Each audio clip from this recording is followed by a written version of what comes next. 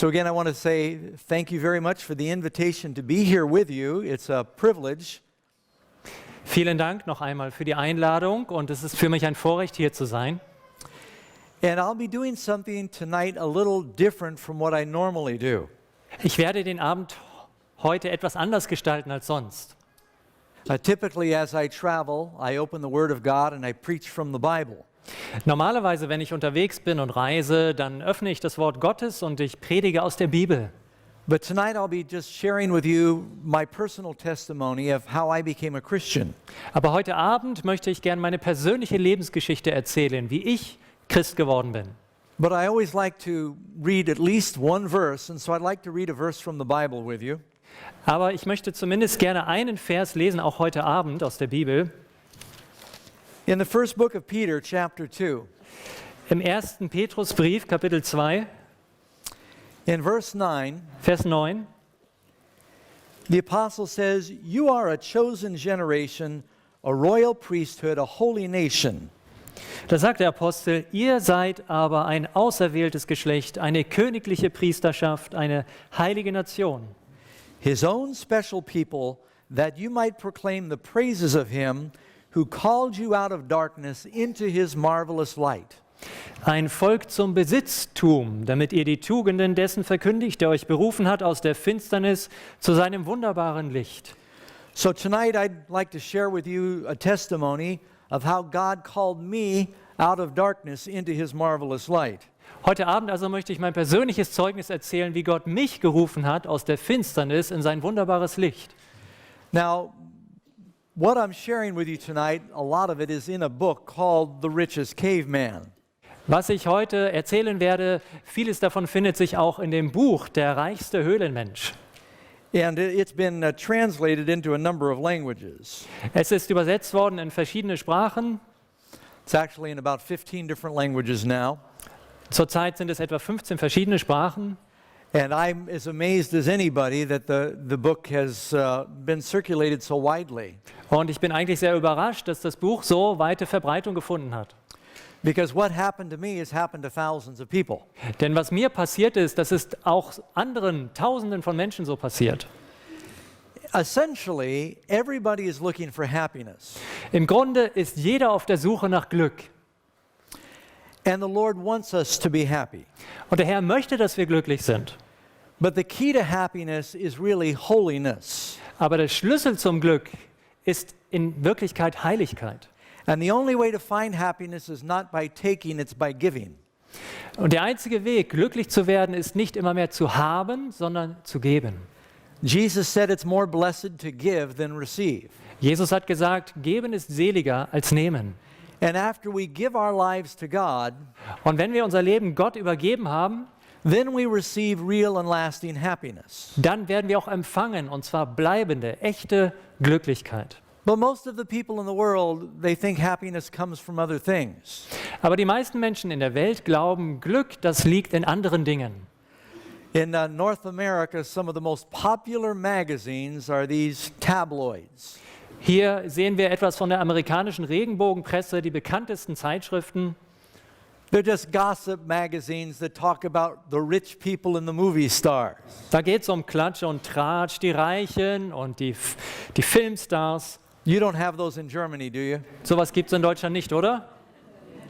I know you're much too sophisticated for that kind of literature. Ich weiß, ihr lebt hier auf einem viel zu hohen Niveau, um solche Literatur zu lesen, oder? But the one common thing these magazines always talk about, Aber eine Sache, um die es immer geht in diesen Zeitschriften, they deal with people who are rich and famous. sind Leute, die sind reich und berühmt.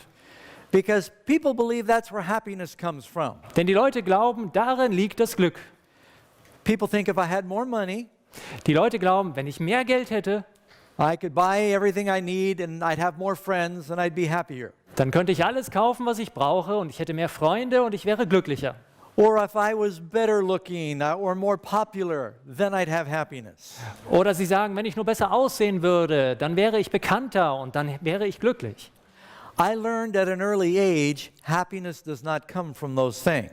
Ich habe schon in jungen Jahren gelernt, dass das Glück nicht in diesen Dingen liegt. This is my mother and father, Hier sind meine Eltern. a long time ago. Das ist lange her.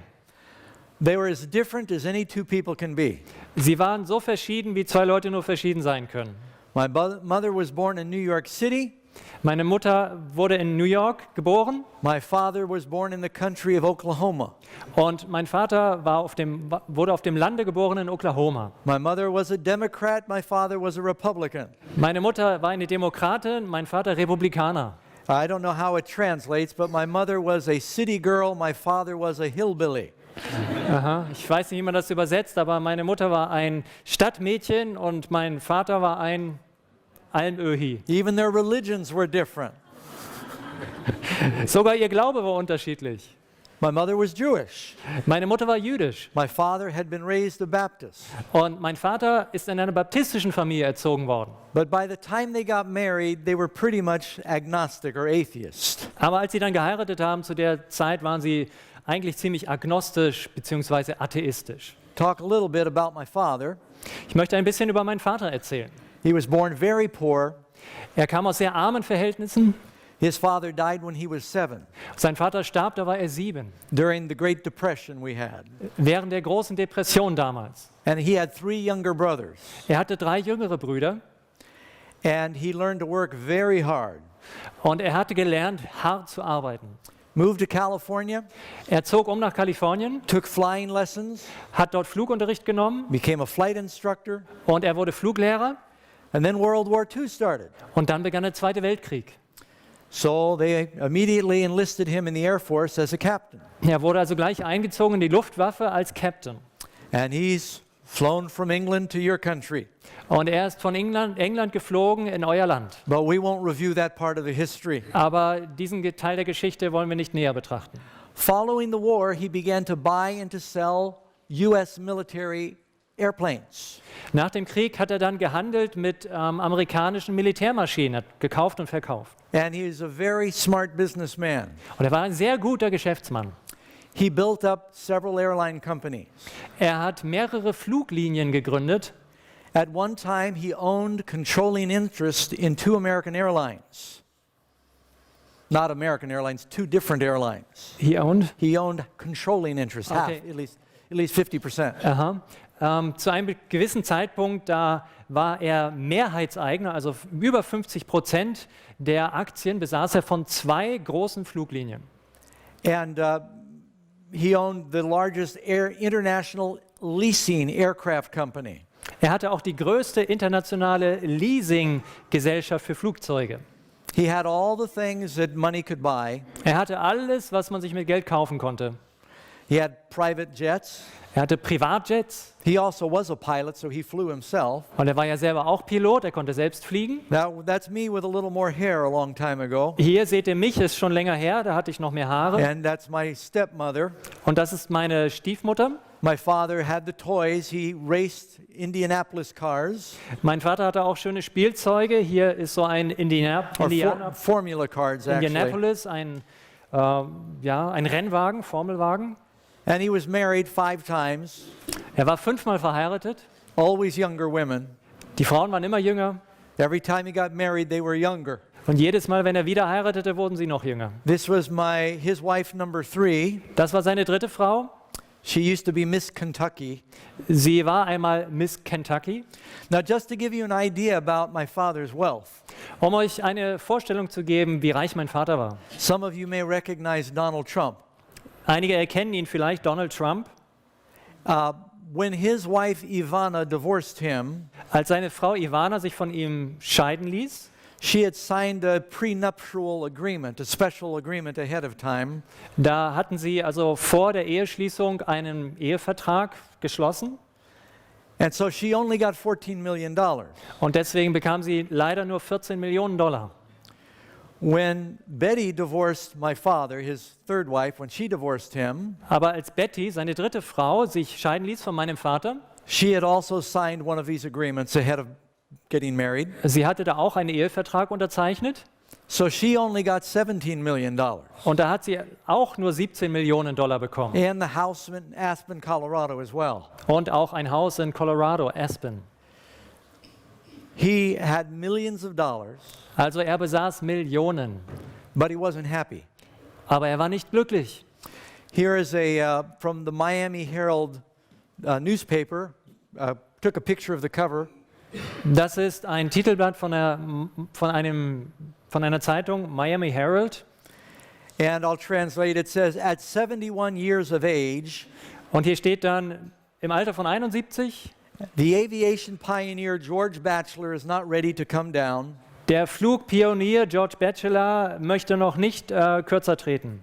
He runs one of Miami's most successful businesses. Er führt eines der erfolgreichsten Unternehmen in Miami. He pilots jets, he races cars, he water skis. Er fliegt Jets, er fährt Rennwagen, Waterskis, Wasserski. And he's soon to marry a bride aged 29. Und er wird bald wieder heiraten und seine Braut ist 29. Another article, at 71, Batchelor going on 16. Und hier noch ein Artikel, der sagt, im Alter von 71, what does it mean going on? He's turning into a 16-year-old. Er ist 71 Jahre alt, aber er benimmt sich wie ein 16-Jähriger oder Acting er like lebt a ein Leben acting like a teenager, yeah. wie ein Teenager. And this is a picture of, that's actually my brother and his wife, and my father and his wife number 4. Das hier ist mein Bruder links und seine Frau und mein Vater seht ihr dort mit seiner 4. Frau. You'll notice he looks like he's asleep in this picture because he's so tired. Und ihr seht hier, er sieht aus, als wäre er eingeschlafen, weil er so müde ist. Now this gets very interesting. Jetzt wird es sehr interessant. I'm 6 years older than my wife. Ich bin 6 Jahre älter als meine Frau. My father's mother-in-law Die Schwiegermutter meines Vaters was younger than me. war jünger als ich. My father's wife was younger than my wife. Die Frau meines Vaters war jünger als meine Frau. It's very confusing. Das ist sehr verwirrend. And he had all the toys. This is my father's boat. He had his private yacht. It was called the Bachelor Party. Er hatte alle Spielzeuge. Das war das Privatboot meines Vaters. Das nannte man die Bachelor Party. It's just a picture on the inside. Ein Bild vom Innen. When he got married to wife number 4, Als er seine 4. Frau heiratete, they had all these limousines pulling up, and da fuhren die ganzen Limousinen the vor helicopters were flying over. und Helikopter flogen. It was very strange for me Das war für mich ganz komisch, because I am a pastor of a church at this time in California. denn ich bin ja Pastor einer Gemeinde in Kalifornien. And at that point, when this happened, we still had 3 children. Und damals, zu der Zeit, hatten wir 3 Kinder. And someone told one of our boys who was about 9 years old Und jemand sagte einem unserer Jungen, der war 9 Jahre alt, that he was supposed to jump up in my father's new wife's lap. dass er aufspringen sollte in den Schoß von der Frau meines Vaters And call her grandma. und sie Großmutter nennen sollte. That wasn't a good idea. Aber das war nicht so eine gute Idee. So my he's been all over the world and he did a little of everything. Mein Vater hat die ganze Welt bereist und überall ein bisschen seine Nase reingesteckt. He knew the presidents of the US Er kannte die Präsidenten in Amerika, because he would make contributions towards their elections, denn er hat sich beteiligt mit Wahlspenden. but he always wanted something in return. Aber natürlich wollte er auch immer etwas an Gegenwert. It usually had to do with aviation law. Und das hatte meistens zu tun mit der Gesetzgebung in der Luftfahrt. And back in 2000, Pope John Paul II, they had a Jubilee celebration. Im Jahr 2000 damals, das ist hier Johannes Paul II., da gab es eine Jubiläumsfeier. So my father provided $2 million of aviation expenses for the Catholic Church. Also hat mein Vater $2 Millionen gespendet für die Flugkosten der katholischen Kirche. And you can meet the Pope also for $2 million. Und auch ihr könntet eigentlich den Papst besuchen, wenn ihr 2 Millionen übrig habt. Now this is my wife Karen. This is several years ago. Das ist meine Frau Karen, das ist einige Jahre her schon. She's actually a German girl. Sie ist eigentlich aus Deutschland, She just doesn't speak it anymore. aber sie spricht kein Deutsch mehr. But my father had so much stress. My wife is a physical therapist. Aber mein Vater war so gestresst und meine Frau ist Physiotherapeutin. So she was trying to help him feel better because he had bad headache. Und sie hat immer versucht, ihm etwas sein Wohlbefinden herbeizuführen, denn er hatte immer Kopfschmerzen. He had millions of dollars. Er hatte Millionen Dollar. When he died, his estate was worth about $500 million. Als er starb, da hatte er Besitz im Wert von etwa 1,5 Milliarde. And by the way, no, I did not get it. Und übrigens, ich habe es nicht bekommen. Sometimes after my testimony, people come up and ask for a loan. Say again. People ask to borrow money after I share my testimony. Ja, manchmal erzähle ich meine Lebensgeschichte und dann kommen die Leute zu mir und wollen Kredit haben. My father's estate went into a foundation called the Batchelor Foundation. Der ganze Besitz, das ganze Kapital meines Vaters ist in eine Stiftung hineingeflossen, nämlich die Batchelor Stiftung. But the reason I'm telling you all of this Aber der Grund, warum ich das alles erzähle, is to just let you know that I know ist, um Ihnen zu sagen, dass ich weiß, that happiness does not come from money. dass Glück nicht im Geld liegt. My father had to drink himself to sleep every night, Mein Vater musste jeden Abend trinken, damit er einschläft. or he had to take sleeping pills. Oder er nahm Schlaftabletten. And he told me he was miserable. Und er sagte mir, es ginge ihm dreckig. And I had a lot of friends that had a lot of money, Und ich hatte auch viele Freunde, die sehr reich waren. and they were not happy. Auch sie waren nicht glücklich. And so I learned at an early age, happiness did not come from money. Also habe ich schon mit jungen Jahren gelernt, das Glück liegt nicht im Geld, There was a lot of misery in that family. sondern es gab sehr viel Unglück in meiner Familie. A man's life, Jesus tells us, Jesus sagt uns, das Leben eines Menschen, it does not come from the abundance of things that you possess, das fließt nicht daraus, was man besitzt, ob man viel hat. and I especially want to talk to young people here today. Und ich möchte mich heute Abend besonders an die jungen Leute wenden, When you're thinking about what you will do with your life, die ihr darüber nachdenkt, was will ich in meinem Leben erreichen? don't let money be the indicator of your choice. Lasst euch nicht vom Geld leiten in euren Entscheidungen. It's great if you can be paid well to do what God called you to do. Es ist wunderbar, wenn ihr gut bezahlt werdet für etwas, von dem Gott möchte, dass ihr es tut. But don't make your decision based on how much it will pay, Aber das sollte nicht das Kriterium eurer Entscheidung sein, wie viel ihr verdient. or you'll get paid a lot of money to be unhappy. Oder ihr werdet viel Geld verdienen, nur um unglücklich zu sein. Jesus said, do not store your treasures here on earth. Jesus sagte, sammelt euch keine Schätze hier auf dieser Erde. My father had 2 Rolls Royce in the garage and a Ferrari. Mein Vater hatte 2 Rolls-Royce in der Garage und einen Ferrari. But Jesus said, those things will rust or thieves will steal them. Aber Jesus hat gesagt, diese Dinge werden rosten oder Diebe werden sie stehlen. Now on the other side of my family, Auf der anderen Seite meiner Familie, I mentioned my mother. meine Mutterseite, That's my mother. das ist meine Mutter. Her hair color changes from picture to picture. Auf jedem Foto hat sie eine andere Haarfarbe. And that's my brother and I. Das sind mein Bruder und ich. My father had another son from a first wife, Mein Vater hatte noch einen anderen Sohn von seiner ersten Frau, but he and his first wife died in a plane crash.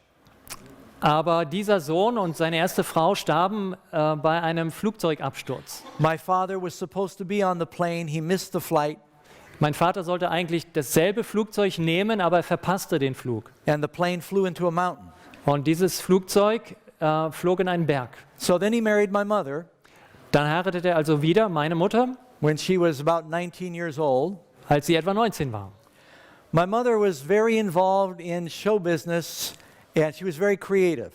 Meine Mutter war sehr stark im Showgeschäft und sie war sehr kreativ. And I'm probably partial, but I think she was also a beautiful woman. Und ich bin natürlich wahrscheinlich parteiisch, aber ich finde, war auch eine sehr schöne Frau. She did acting in Hollywood and small parts in big movies. Sie hat in großen Filmen in Hollywood auch so kleine Rollen gehabt. Some of you have probably seen the German translation of the 10 Commandments with Charlton Heston. Einige haben wahrscheinlich den Film gesehen, Die 10 Gebote mit Charlton Heston. My mother had a small part in that movie. Meine Mutter hat da mitgespielt, eine kleine Rolle. I always have to tell my kids, I said, there goes Grandma. Ich muss meinen Kindern das immer sagen, da ist Oma. But she was an actress. Also sie war Schauspielerin, She made most of her fame when she began writing songs. aber berühmt wurde sie eigentlich für ihre Lieder, die sie geschrieben hat. Now, my mother never finished high school, Meine Mutter hat nie eine Schulausbildung fertig, but she knew how to Gemacht. sing, she could play guitar, she taught herself to play piano. aber sie konnte gut singen, sie hat Gitarre gespielt, hat sich selber Klavier beigebracht. And she started writing songs for some of the different artists, such as Elvis Presley and Frank Sinatra. Und sie hat angefangen, dann Lieder zu schreiben für die berühmten Künstler, so wie Elvis Presley oder Frank Sinatra. And she lived in England. She was a film critic in New York City. Sie lived in England. She lived in England for a while. Sie hat eine Weile auch in England gelebt. Sie war Filmkritikerin in New York. She then went back to Los Angeles, Dann ging sie wieder zurück nach Los Angeles and she became the president of the Los Angeles Film Critics. und wurde Präsidentin der Filmkritiker in Los Angeles. That's a very powerful position, Das war eine sehr hohe, machtvolle Position. because when Hollywood puts out a new movie Denn wenn in Hollywood ein neuer Film rauskommt and they spend millions of dollars on the movie, und da wurden Millionen Dollar rein investiert, if the critics say the movie is no good, wenn die Kritiker dann sagen, der Film taugt nichts, they can lose a lot of money. dann können sie eine Menge Geld verlieren. So they were always sending gifts to my mother and sending her free tickets and travel. Also haben sie ständig irgendwelche Geschenke geschickt an meine Mutter oder kostenlose Inviting Flugtickets, her to the different parties. haben sie eingeladen auf die verschiedenen Partys. And I'm condensing this part of her life very quickly. Und ich fasse diesen Teil ihres Lebens sehr zusammen. But I've just got a few pictures of mom with some people you may recognize. Hier einfach nur ein paar Bilder meiner Mutter mit einigen Leuten, die ihr vielleicht kennt. And these are old pictures because mom's been dead for several years now. Das sind natürlich schon alte Bilder, denn seit einigen Jahren schon ist meine Mutter gestorben. This is Sylvester Stallone. Das war Sylvester Stallone. I don't know if you ever heard of the Three Stooges in Germany. Ich weiß nicht, ob hier die drei Stooges bekannt sind in Deutschland. This is Jimmy Stewart. Das ist Jimmy Stewart. And of course, mom is in all these pictures. Und natürlich, meine Mutter ist immer auf diesen Bildern. Or Bob Hope, Bob Hope hier, Sally Fields. Sally She's Fields. still alive and acting today. Sie lebt immer noch, ist Schauspielerin. And Clint Eastwood, Clint Eastwood. Paul Newman, he's passed away. Paul Newman, der lebt nicht mehr. Dustin Hoffman, Dustin Hoffman. still alive, the Academy Award-winning actor. So she knew all the people in Hollywood, and they feared her. Also sie wusste, sie kannte all die Leute in Hollywood und man hat sie gefürchtet. And when we grew up, Und als wir groß wurden, I was born in Los Angeles, ich bin in Los Angeles geboren, well, technically Burbank, eigentlich in Burbank, but mom and dad divorced, and we grew up in New York City. aber meine Eltern haben sich getrennt und wir sind in New York City groß geworden. We knew a lot of these people. Wir kannten viele von diesen Leuten They didn't look happy to me. und ich fand, die sahen alle nicht glücklich aus. Mom was not happy. Auch meine Mutter war nicht glücklich. We could see that fame did not come from happiness. Und wir konnten das sehen. Das Glück kommt nicht dadurch, dass man berühmt ist. Everybody always wanted to be around mom when she was writing something, Jeder wollte immer um meine Mutter herum sein, wenn sie irgendwas schrieb. but when she died from cancer, nobody came except my family, my wife and I, and her parents. Aber als sie dann starb an Krebs, da war niemand mehr da, außer uns, meiner Frau und unserer Familie. Happiness does not come from popularity or fame. Glück liegt nicht in der Berühmtheit. Well, now I'll tell from my perspective a little of what happened. Jetzt möchte ich ein bisschen aus meiner Perspektive erzählen, was geschehen ist. I guess I could say I was born at a very early age. Ich glaube, es ist keine Übertreibung zu sagen, ich wurde in sehr I was jungem born Alter, while I was very young. in sehr jungem Alter geboren. I was born in California, but we grew up in New York City because mom and dad divorced when I was 3. Also geboren wurde ich in Kalifornien, aber als ich 3 Jahre alt war, ließen meine Eltern sich scheiden und dann sind wir in New York groß geworden. But Mom was so busy trying to be famous on Broadway Aber meine Mutter war sehr darum bemüht, berühmt zu werden am Broadway. and my father was trying to make more money, work, work, work. Und mein Vater versuchte immer noch mehr Geld zu verdienen, hat gearbeitet, gearbeitet, gearbeitet. They never really had time for my brother and I. Und sie hatten eigentlich nie wirklich Zeit für meinen Bruder und mich. Oh, I don't think I told you. Ich glaube, ich habe noch nicht gesagt, Because my father was in the airline business, he named us after airplanes. mein Vater war ja im Geschäft mit den Fluglinien und er hat uns nach Flugzeugen benannt. I was named Douglas after the DC craft. DC stands for Douglas Craft, Douglas McDonald.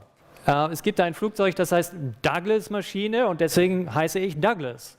My brother was named Falcon, like the bird. I don't know how that translates. Falcon? Mein Bruder hieß Falcon, wie der Falke, der Vogel. So he got teased a lot when he was growing up. Das heißt, als er groß geworden ist, da hat man ihn eine Menge gehänselt. Now you realize the name Batchelor in English means an unmarried man. Vielleicht wisst ihr, Batchelor, mein Nachname auf Englisch heißt Junggeselle. So you already get teased when your name is Batchelor. Das ist schon Grund genug, dass man gehänselt wird. But when your name is Falcon Batchelor, Aber wenn man dann noch Falke Junggeselle heißt, all of his friends would give him a very hard time, also da haben die Freunde es einem nicht leicht gemacht. and we didn't look anything alike. Wir sahen auch sehr unterschiedlich aus. My brother had brown eyes and freckles all over his face. Mein Bruder hatte braune Augen und überall Sommersprossen im Gesicht. He had bright red hair. Er hatte leuchtende rote Haare. I have no hair. Ich hatte keine Haare. But my brother was born with a terminal disease called cystic fibrosis. Aber mein Bruder hatte eine unheilbare Krankheit, man nennt das zystische Fibrose oder so ähnlich. And so he was sick all of his life. Das heißt, er war immer krank. So my parents sent us to summer camp every summer, Meine Eltern haben uns jeden Sommer in ein Camp, in ein Zeltlager geschickt or they sent us off to boarding school oder sie haben uns in ein Internat gesteckt, because they were too busy really to spend time with us. weil sie einfach zu viel zu tun hatten, um sich mit uns zu beschäftigen. I went to 2 different military schools, Ich ging auch auf 2 verschiedene Militärschulen, one in California called Black Fox. eine in Kalifornien, Black Fox. I was 5 years old when I went to the first military school. Als ich zum ersten Mal in diese Schule ging, war ich 5 Jahre alt. Then I went to the New York Military Academy. Dann bin ich in New York auf die Militärakademie gegangen That's the same school Donald Trump went to. und das war dieselbe Schule, in die auch Donald Trump ging. That's a picture of me there at New York Military Academy. Das ist ein Bild von mir dort in New York auf der Militärakademie.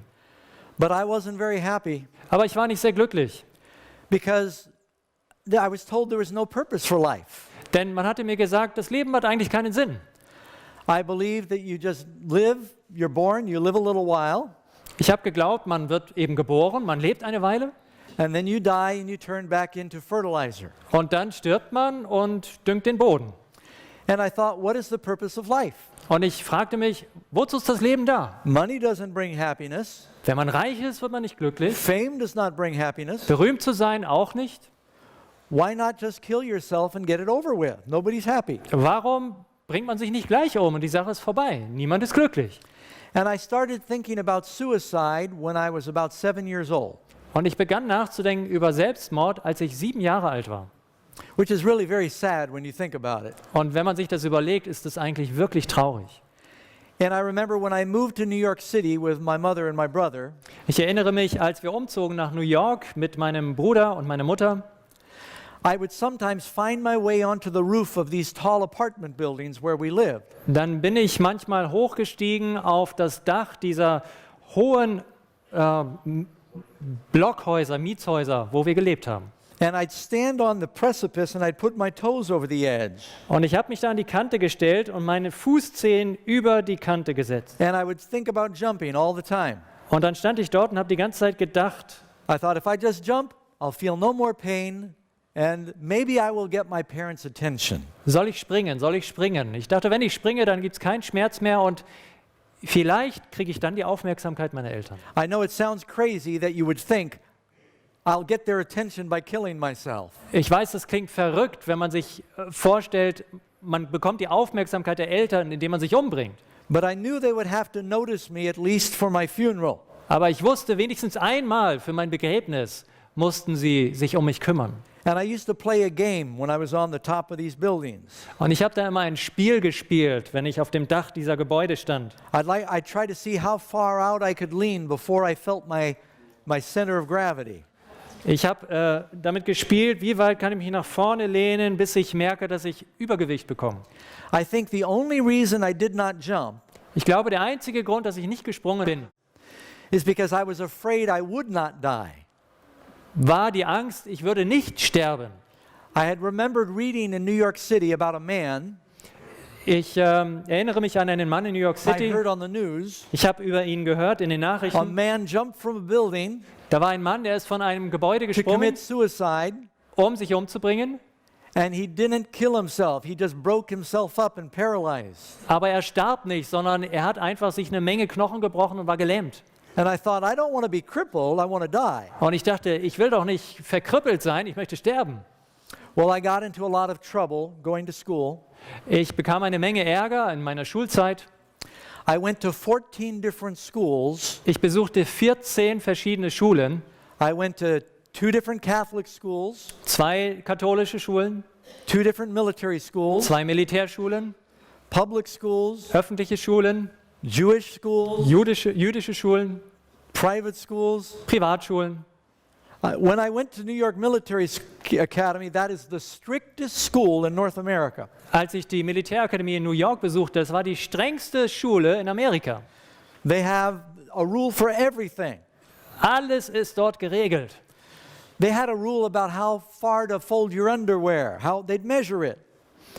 Sie hatten eine Regel, wie weit darf deine Unterhose sein. Das wurde gemessen. And how you are supposed to stack your books on your shelf. Notice my books are all stacked in order. Und wie man seine Bücher auf dem Regal anordnen sollte. Wie ihr hier seht, sind die geordnet der Größe nach. But I kept getting in trouble when I went to these different schools. Aber ich bekam immer wieder Ärger und Probleme auf den verschiedenen Schulen. So my mother found a school with no rules. Also fand meine Mutter dann eine Schule, da gab es gar keine Regeln. It was an experimental school Das war eine experimentelle Schule. called Pinehenge. Die hieß PaIm. It was a free school. Eine freie Schule. Also They had kostenlos. almost no rules. Und da gab es so gut wie keine Regeln. They had co-ed dorms.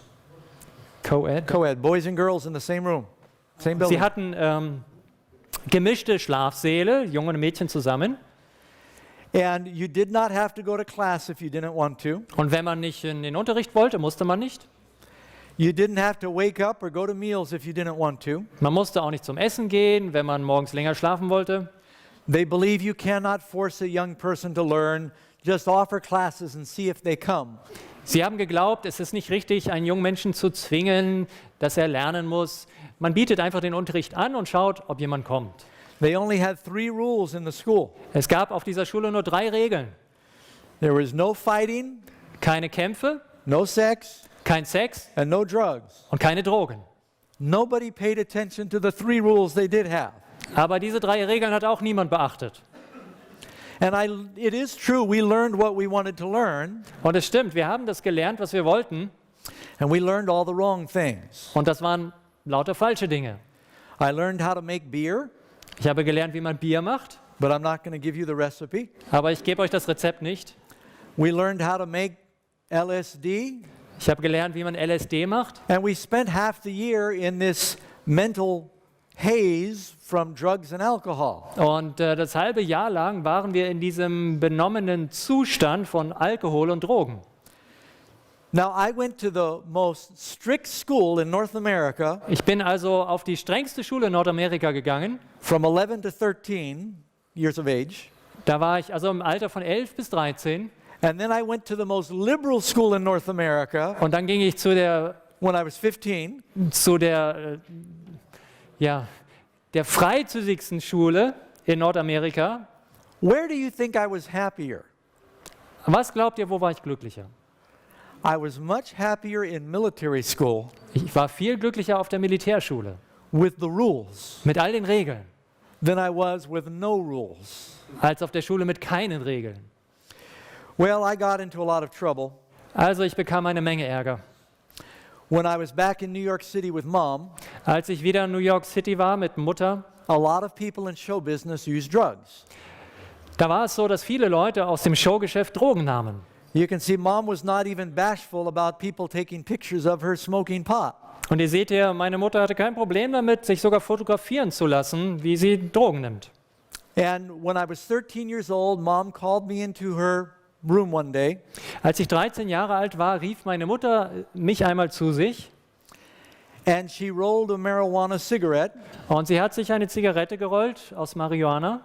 She said, Doug, I know you're going to be running into drugs in school.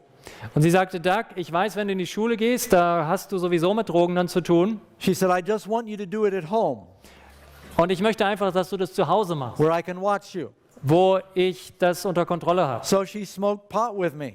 Also hat sie mit mir geraucht. And then Marihuana. it became a very common thing. Once or twice a week, Mom would smoke pot or hashish with me. Und das wurde dann ganz normal. Zweimal in der Woche hat meine Mutter mit mir Marihuana And we already drank alcohol with our meals. oder Haschisch geraucht und zum Essen gab es sowieso immer Alkohol. I started drinking alcohol when I was about 4 years old Ich begann mit dem Alkoholkonsum, da war ich etwa 4 Jahre alt, because my father drank a lot. weil mein Vater sehr viel trank. And he'd leave a cup on the table that was half full. Und er hat immer seine halbvollen Gläser auf dem Tisch gelassen. And I wanted the olives in his martini. Und ich wollte die Olive in seinem Martini. So I started drinking. I developed a taste for alcohol when I was very young. Und dann habe ich das Glas leer getrunken und schon in sehr jungem Alter habe ich einen Geschmack entwickelt für Alkohol. So by the time I was 15 years old, Als ich dann 15 alt war, I was already spending years smoking cigarettes, pot, drinking. da habe ich also schon jahrelang geraucht, Zigaretten und Marihuana Both und Mom and Dad smoked tobacco as well. getrunken. Meine Eltern haben auch beide Zigaretten geraucht. When I was living with Mom, we smoked pot and took hashish. Als ich mit bei meiner Mutter lebte, da haben wir Marihuana und Haschisch geraucht. Now my father, he lived in a mansion on an island in Miami Beach. Mein Vater hat gelebt in einem Haus auf einer Insel in Miami. He moved his business from California to Miami Er hat sein Unternehmen verlegt von Kalifornien nach Miami, because he knew it would be a good international hub for airlines. weil er wusste, da ist eine gute internationale Drehscheibe für Flugverkehr. And we lived on that top island there. This is just from Google Earth. Das hier ist ein Bild einfach von Google Earth. Wir lebten auf der oberen Insel. They're called the Sunset Islands. They were all guarded by security guards. Das sind die sogenannten Sonnenuntergangsinseln und überall sind sie bewacht von Sicherheitsleuten. And a lot of millionaires lived on these islands. Und auf diesen Inseln lebten eine Menge Millionäre. Have you ever heard of Hoover vacuum cleaners? Habt ihr schon mal gehört von Hoover, Staubsaugern? I used to play with Sandy Hoover. That was a guy. Ich habe mit Sandy Hoover gespielt, das war ein Junge. He was very strange. Er war ganz komisch. I hope this doesn't get out. Ich hoffe, das wird nicht bekannt. But when Sandy rode his bicycle around the island, Aber als Sandy mit seinem Fahrrad auf der Insel gefahren ist, he'd come up to a stop sign dann kam er an ein Stoppschild and he'd go und dann hat er dieses Geräusch gemacht. and he'd pretend he was a bus Er hat also so gespielt, als wäre er ein Bus, because he wanted to be a bus driver. denn er wollte gerne Busfahrer sein. Here he is the heir of the Hoover vacuum cleaner business, Also er ist der Erbe des Hoover Staubsaugerunternehmens, but he knew his family was not happy. aber er wusste, seine Familie war unglücklich His dream was to drive a bus. und sein Traum war, Busfahrer zu sein. You know what he was doing last I heard? Last. Last I heard of Sandy, Wisst ihr, was ich zuletzt von ihm gehört habe? he was driving a bus Er hat Bus gefahren and a limousine. und eine Limousine. Have you heard of Firestone tires? Habt ihr schon gehört von Firestone-Reifen? I used to date Amy Firestone. Ich war mal zusammen mit Amy Firestone. Oder bin mit ihr She ausgegangen. went out on a date with my brother, Sie ist auch mit meinem Bruder ausgegangen. and I was tagging along. Und ich, I kind of joined them because I had nothing to do. ich habe mich mehr oder weniger rangehängt an sie, weil ich nichts zu tun hatte. She was going out with me the next time. Und das nächste Mal ging sie dann mit mir aus. So these are our friends when I lived on the island. Also das waren unsere Freunde, als wir auf der Insel lebten. But a lot of them drank. Aber viele von ihnen tranken. In my father's house, he had a butler and a maid. Im Haus meines Vaters war ein Butler und eine Dienerin and he had a complete bar in the house. und er hatte eine komplette Bar in seinem Haus. And whenever he was at work, Und wenn er auf Arbeit war, my friends and I could go to the bar and make drinks for ourselves. konnten meine Freunde und ich zu dieser Bar gehen und uns Drinks mischen. And my father never knew we were taking it Mein Vater wusste davon nichts, because the butler would always replace it. He thought my father was drinking it. denn der Butler hat immer nachgegossen, weil er dachte, mein Vater hätte das getrunken. And so my friends and I, during the day when the butler was out in the yard, Und meine Freunde und ich, tagsüber, wenn der Butler draußen war, we'd go in the house and we'd start drinking. sind wir ins Haus gegangen und haben getrunken. Let me tell you, Ich möchte euch sagen, I've used all the major different drugs out there, ich habe all die wichtigen Drogen, Bekannten, die es gibt, and they're all bad, und sie sind alle schlecht.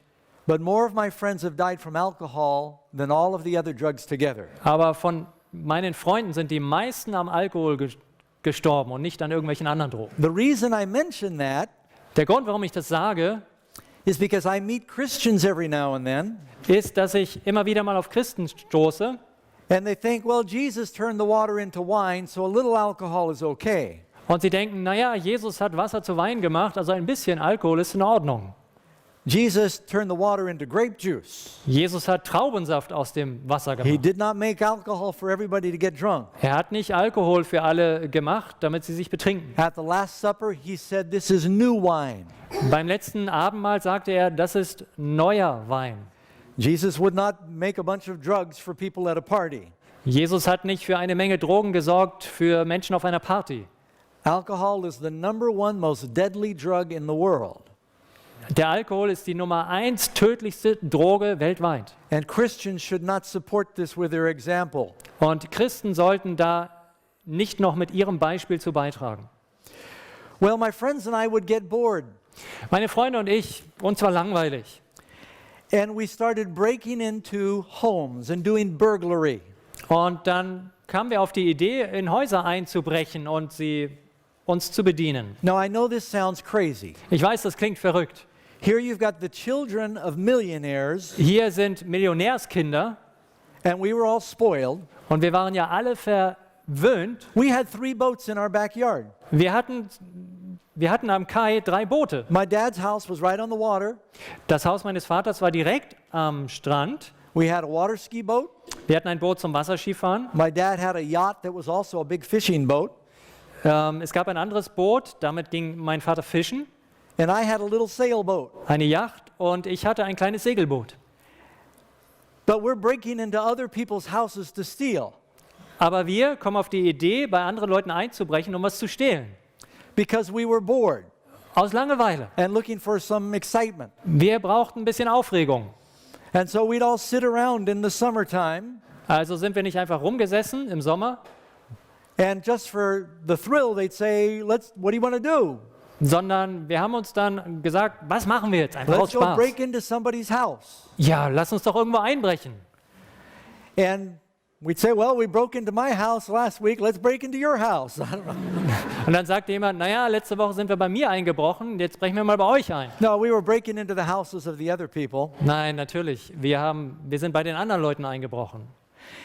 And the security guards that watched the island, Und die Sicherheitsleute, die die Inseln bewachten, they were trying to figure out how the burglars were getting on the island. sie haben sich den Kopf darüber zerbrochen, wie die Einbrecher auf die Insel gekommen waren. And they were paying the Miami police extra money to patrol the island with boats.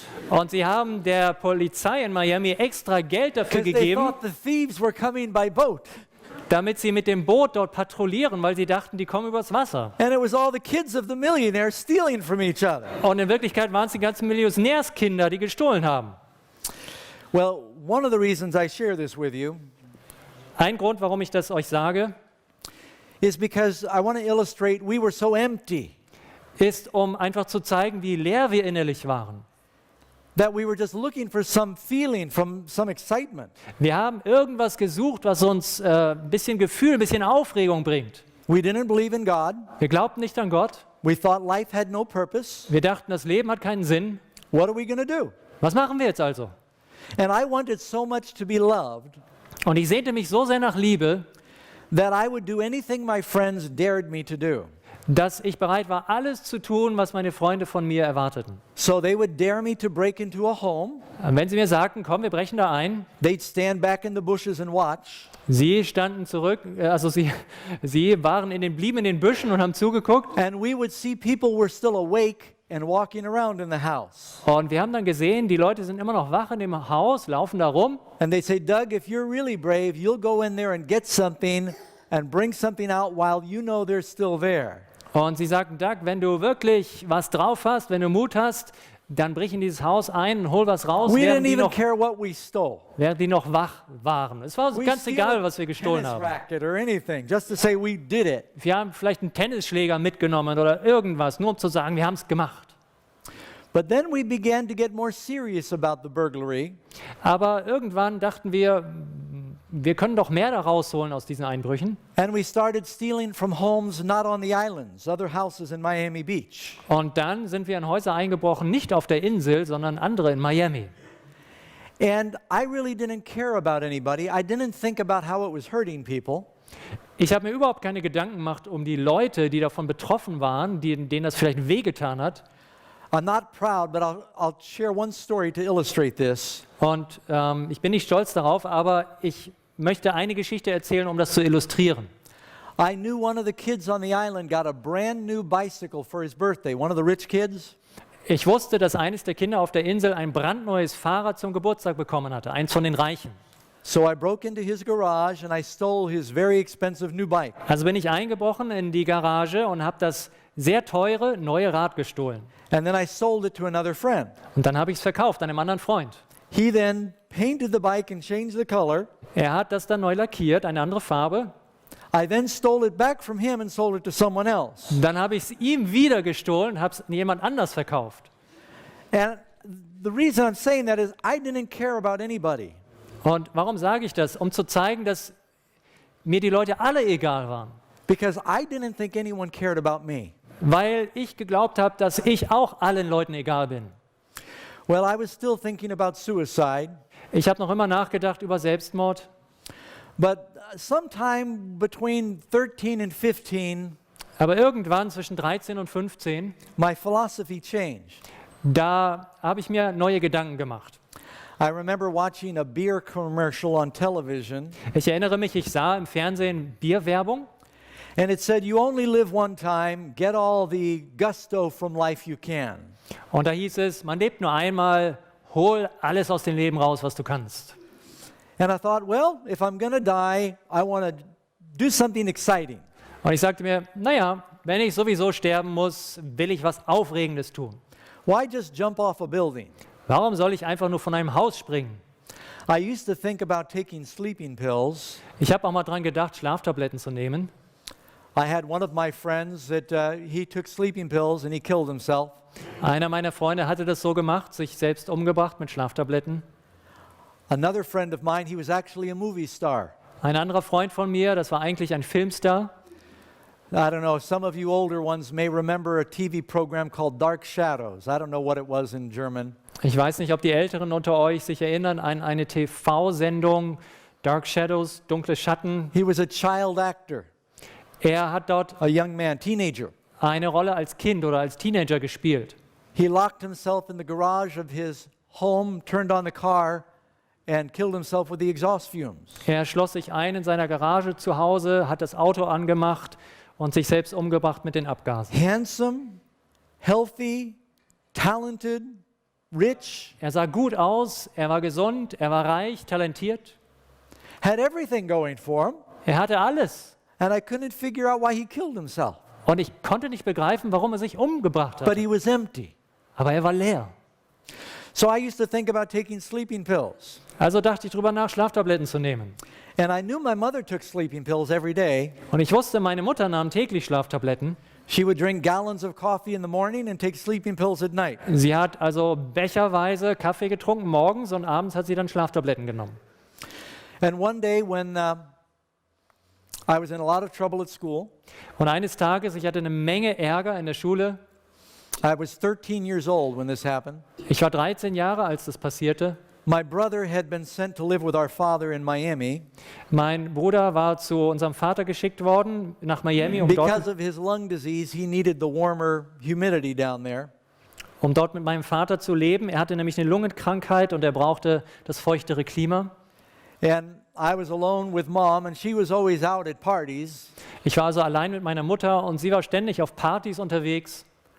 And I just wanted to go to sleep and never wake up. Ich wollte einfach nur noch einschlafen und nie mehr aufwachen. You ever felt that way? Habt ihr euch schon mal so gefühlt? You don't have to answer. Ihr braucht nicht zu I antworten. think everybody at times has thought, I wish I could go to sleep and not wake up. Ich glaube, der Gedanke, der kam jedem schon mal. Ich wünschte, ich könnte einschlafen für immer. So I went into my mother's bathroom, Also ging ich in das Badezimmer meiner Mutter and I thought, this is the day. und ich sagte, heute ist der Tag. I don't want to go back to school. I'm in trouble. Ich möchte nicht mehr in die Schule, da gibt es nur Nobody Probleme. cares about me. Keiner kümmert sich um mich. I will just take Mom's sleeping pills. I'll go to sleep. I'll never wake up. Ich nehme einfach die Schlaftabletten meiner Mutter, ich schlafe ein und wach nie mehr auf.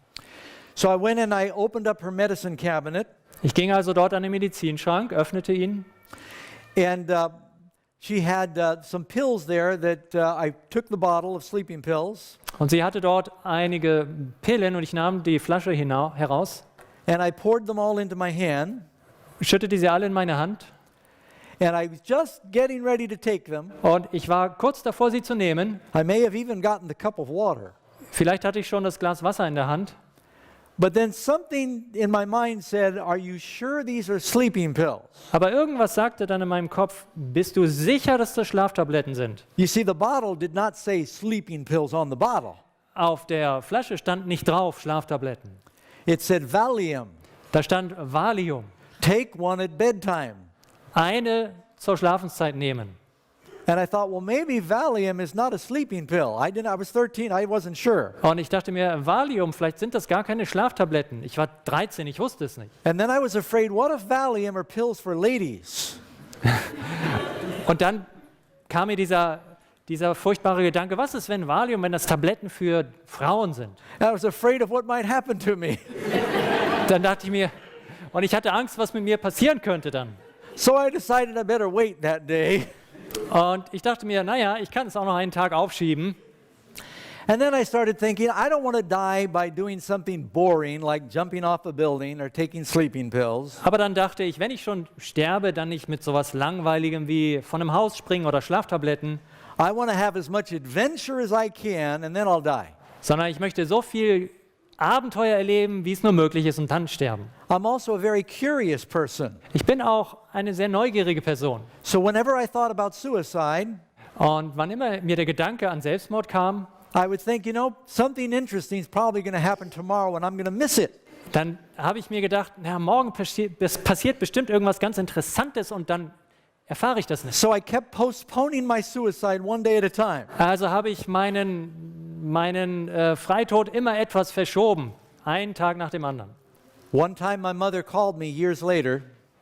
Jahre später rief meine Mutter mich einmal an. She was getting older and her beauty was fading. Sie wurde immer älter und ihre Schönheit verging. She said, Doug, I'm calling to say goodbye. I'm going to kill myself. Und sie sagte, Doug, ich rufe dich an, um mich zu verabschieden. Ich werde mich umbringen. I said, well, Mom, I thought a lot about that also. Ich sagte, weißt du, Mama, darüber habe ich auch schon viel nachgedacht.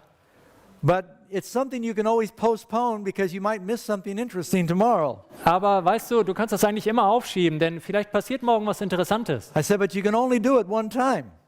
Aber du kannst es nur einmal tun.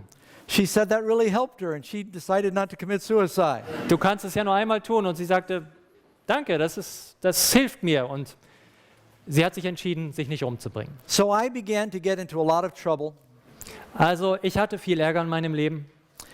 I won't tell all the stories, but I was in and out of jail several times. Ich will nicht die ganzen Geschichten ausführlich erzählen, aber ich war mehrere Male im Gefängnis.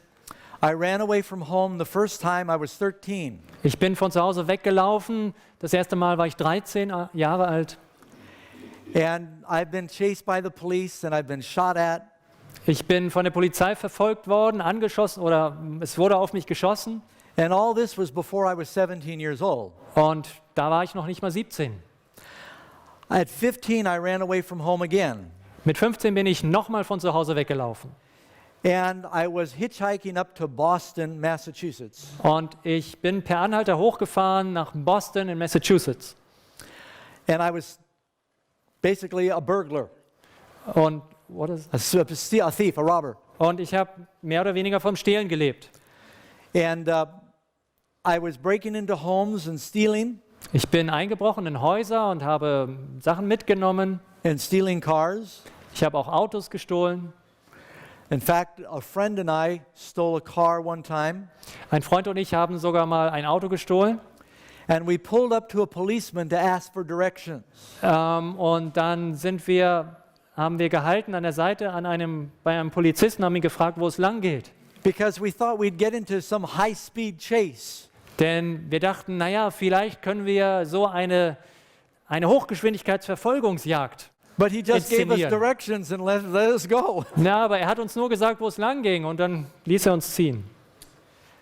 So while I was living in Boston, I was doing a lot of burglary, Also während ich in Boston lebte, habe ich viele Einbrüche gemacht, but I wasn't making enough money. aber das reichte noch nicht. Ich hatte nicht genug Geld. Because once you steal something, it's hard to sell it. Denn wenn man etwas stiehlt, dann ist es sehr schwer, das zu verkaufen. So I had to get a job.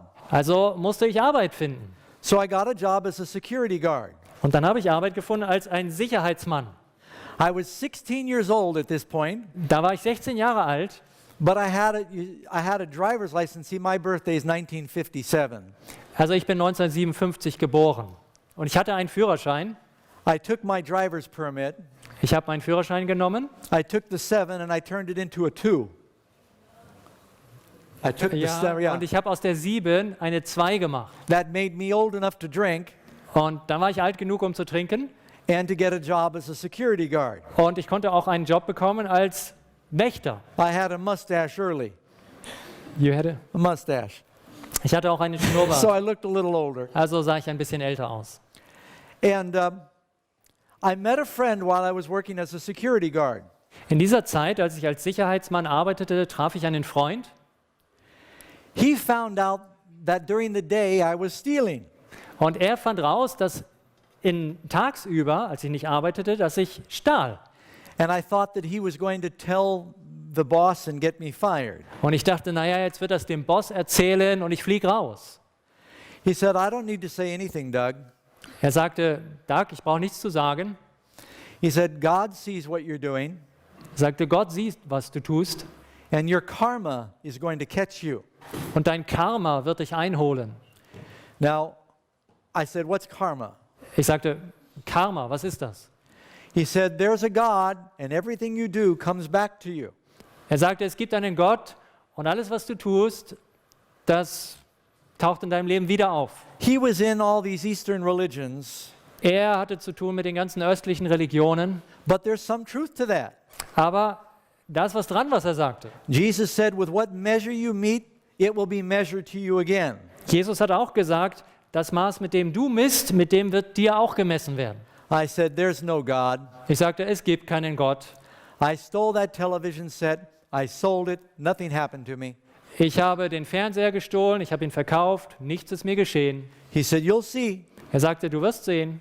You see, I never stole from the places I was guarding. Ich habe aber nie von den Häusern oder Orten gestohlen, die ich bewachen musste. I did have a little bit of dignity. Also ein bisschen Würde hatte ich noch.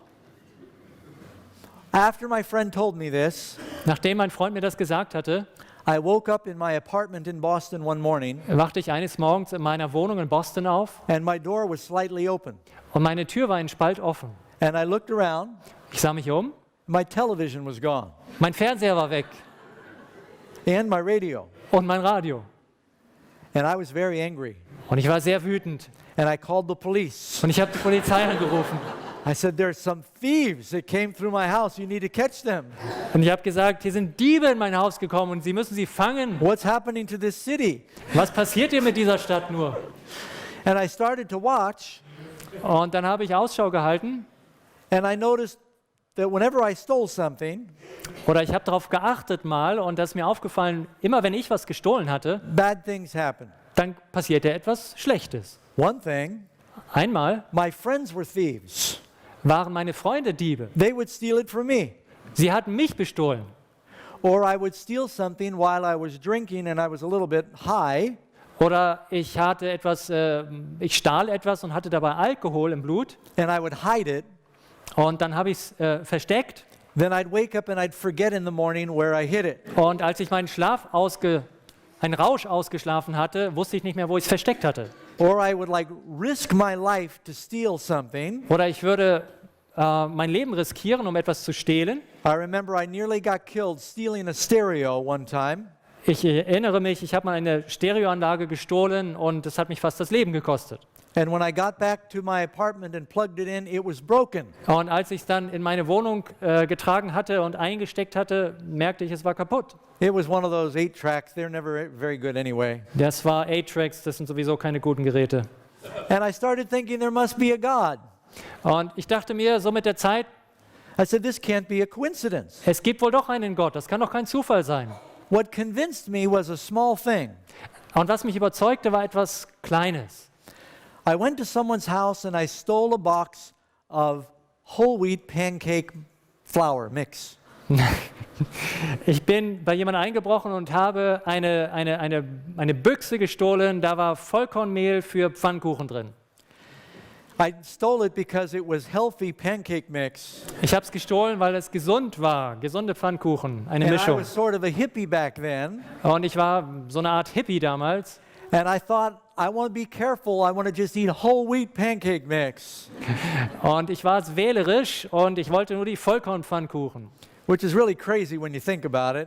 Und das ist eigentlich ziemlich verrückt, wenn man drüber nachdenkt. Because I'm smoking and drinking and taking drugs, Denn ich rauche und trinke und nehme Drogen, but I want whole wheat pancake mix. aber ich möchte Pfannkuchenmischung aus Vollkorn.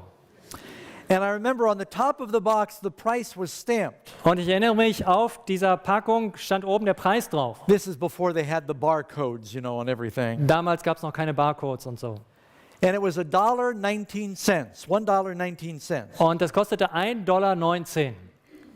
That very same day, An genau diesem Tag some friends came over to my place uninvited.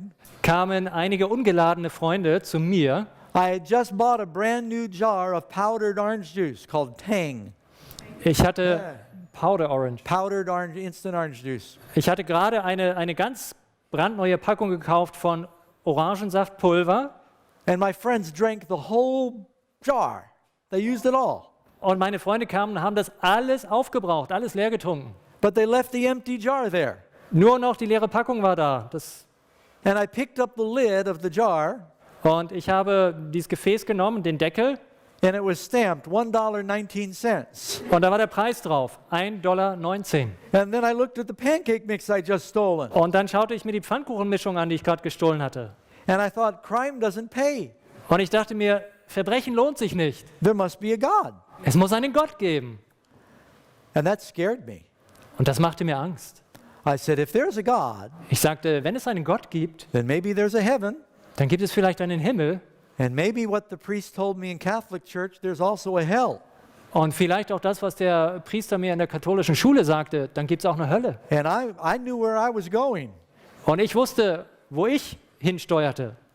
So I began to search for what the truth was. Also machte ich mich auf die Suche nach der Wahrheit. I really wasn't interested in Christianity Ich hatte wirklich kein Interesse am Christentum, because I looked at the people. denn ich schaute die Menschen an.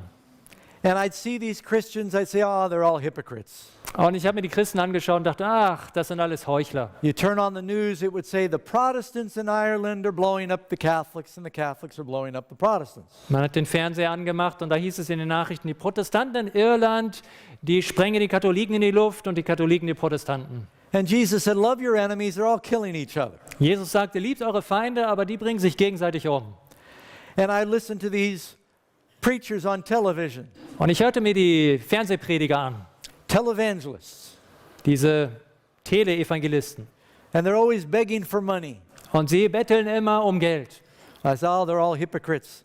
Ich dachte mir, das sind alles Heuchler. My mother was an actress, she was in show business. Meine Mutter war Schauspielerin, sie war im Showgeschäft. I understood what a con artist looked like. What? A con artist, a bamboozler, a swindler. Und ich wusste genau, wie ein Schwindler aussah. And I said, oh, they're all hypocrites. Und ich habe gesagt, ach, das sind alles Heuchler. So my friend, the security guard, Und mein Freund war ja Sicherheitswache. I said, tell me about your religion. Und ich fragte ihn oder sagte zu ihm, erzähl mir was von deinem Glauben. He was in the religion called Shakti. Er hatte einen Glauben, der hieß Shakti. It was the spiritual science of God in your DNA molecules. Das war die geistliche Wissenschaft, seine DNA-Moleküle zu bewachen. So I spent a lot of time meditating to be at one with my molecules. Also habe ich eine Menge Zeit damit verbracht, zu meditieren, um eins zu werden mit meinen Molekülen. But nothing happened, so I tried different religions. Aber es passierte irgendwie nichts. Da habe ich was anderes ausprobiert, eine andere I Religion. got involved in yoga and Buddhism. Ich beschäftigte mich mit Yoga, mit Buddhismus. I knew there was a God, so I was searching wildly. Ich wusste, es muss einen Gott geben und ich war ganz entschlossen auf der Suche. I got involved in transcendental meditation. Auch transzendentale Meditation habe ich gemacht. When I was hitchhiking through Southern California, Als ich per Anhalter unterwegs war in Südkalifornien, for a while I was living on the streets. da lebte ich eine Weile lang auf der Straße. And the Christians would give you free food if you went to their mission. Und die Christen, wenn man zu ihrer Mission gegangen ist, da bekam man etwas zu essen umsonst. But you had to sit there and listen to them preach, Aber man musste sich erst hinsetzen und die Predigt and anhören then they'd feed you. und erst dann kam das Essen. But they were very nice and patient. Aber es waren sehr freundliche, And all of geduldige my Leute. friends, we were drug addicts and they were drunk and Aber meine Freunde und ich, wir waren ja alle drogenabhängig, very betrunken rude. und sehr ungehobelt. But the Christians were so nice. Aber die Christen, die waren sehr nett. But I didn't want to have anything to do with Christians. Aber ich wollte nichts zu tun haben mit den Christen. My Jewish mother told me, Meine jüdische Mutter hatte mir gesagt, Christians start all the wars. die Christen fangen immer die Kriege an. They've been trying to kill all the Jews. Sie haben versucht, alle Juden umzubringen. And she told me about the Crusades. Und sie hat mir von den Kreuzzügen And erzählt. the Bible was a fairy tale. Und die Bibel ist ein Märchenbuch. And my mother told me terrible things about Jesus I can't repeat. Und meine Mutter hat mir Furchtbares von Jesus erzählt, das kann ich nicht wiederholen. So then I went to the Hare Krishna mission. Dann bin ich zur Hare Krishna Mission gegangen. They also gave you free food. Auch da bekam man umsonst Essen. And they said they'd give you vegetarian food. Und sie haben gesagt, bei uns gibt es vegetarisch. Well, I wanted to be more holy, so I thought vegetarian food would be good. Also ich wollte ja gerne heiliger werden und ich dachte, vegetarisch ist da bestimmt But they hilfreich. made you go to their religious services first. Aber da musste man auch zuerst zu ihrem Gottesdienst gehen. So we went to the Hare Krishna temple. Also gingen wir zum Hare Krishna Tempel. I went with a friend of mine named Jay from Brooklyn. Ich war dort zusammen mit einem Freund, Jay aus Brooklyn. And their service involved jumping up and down for like an hour and a half. Und ihr Gottesdienst, da ging es darum, dass man etwa 1,5 Stunden lang hoch und And runter the sprang. drums were beating. Und Trommeln wurden geschlagen And they had bass guitar and the bum, bum, bum, bum. und Bassgitarre dazu. And the people were saying, Hare Krishna, Krishna Krishna, Hare Hare. You don't have to translate this. Hare Rama, Rama Rama, Hare Hare. Das brauche ich nicht zu übersetzen, das haben die Leute immer gesagt. And they did that for an hour and a half. 1,5 Stunden lang haben sie das gemacht. After a while, I went to the bathroom. Nach einer Weile ging ich auf die And I kept Toilette waiting for them to finish so we could eat. und ich habe gewartet, dass sie endlich fertig sind, damit wir essen können. Finally, I went in there because my friend Jay, he was starting to get into it. Irgendwann ging ich wieder zurück, weil mein Freund Jay, dem fing das langsam an, Spaß zu And machen. it was just hypnosis is what it was. Aber in Wirklichkeit war das nur eine Hypnosetechnik. All that jumping up and down, you know what they gave us to eat? Dieses ganze Hoch- und Runtergespringe und wisst ihr, was es zu essen gab? Just a little yogurt and raisins is all we got. Einfach nur etwas Joghurt mit Rosinen. We burned more calories during the worship service. Wir haben ja schon während des Gottesdienstes Then mehr they fed Kalorien verbrannt. So I knew I wasn't going to be a Hare Krishna. Also da war mir klar, ich werde kein Hare Krishna Jünger. Well, and I told you I already had gone to Catholic church and I went to 2 different Catholic schools. Ich hatte ja schon erzählt, dass ich auf 2 verschiedenen katholischen Schulen war. At military school, they made you go to a service every Sunday. Auf der Militärschule musste man jeden Sonntag den Gottesdienst besuchen. And I didn't know where to go. Und ich wusste nicht, wohin. One Sunday I'd go to the Jewish service to make mom happy. An einem Sonntag bin ich in den jüdischen Gottesdienst gegangen, meiner Mutter And one zuliebe. Sunday I'd go to the Protestant church because dad used to be a Baptist to make grandma happy. Am nächsten Sonntag ging ich in die baptistische Gemeinde, um meine Großmutter glücklich zu machen. And then I'd go to the Catholic service. Und dann ging ich zum katholischen Gottesdienst. And I remember watching the priest smoke a cigarette and drink the wine during the service. Und ich erinnere mich, ich beobachtete den Priester, wie er geraucht hat und den Wein getrunken hat während des Gottesdienstes. I said, I don't want to be a Christian. Und ich sagte mir, nein, ich will kein Christ sein. Well, about this time, I was living in Boston and working as a security guard. In dieser Zeit, wo ich in Boston lebte und als Sicherheitsmann arbeitete, Dad flew up to Boston to talk to me.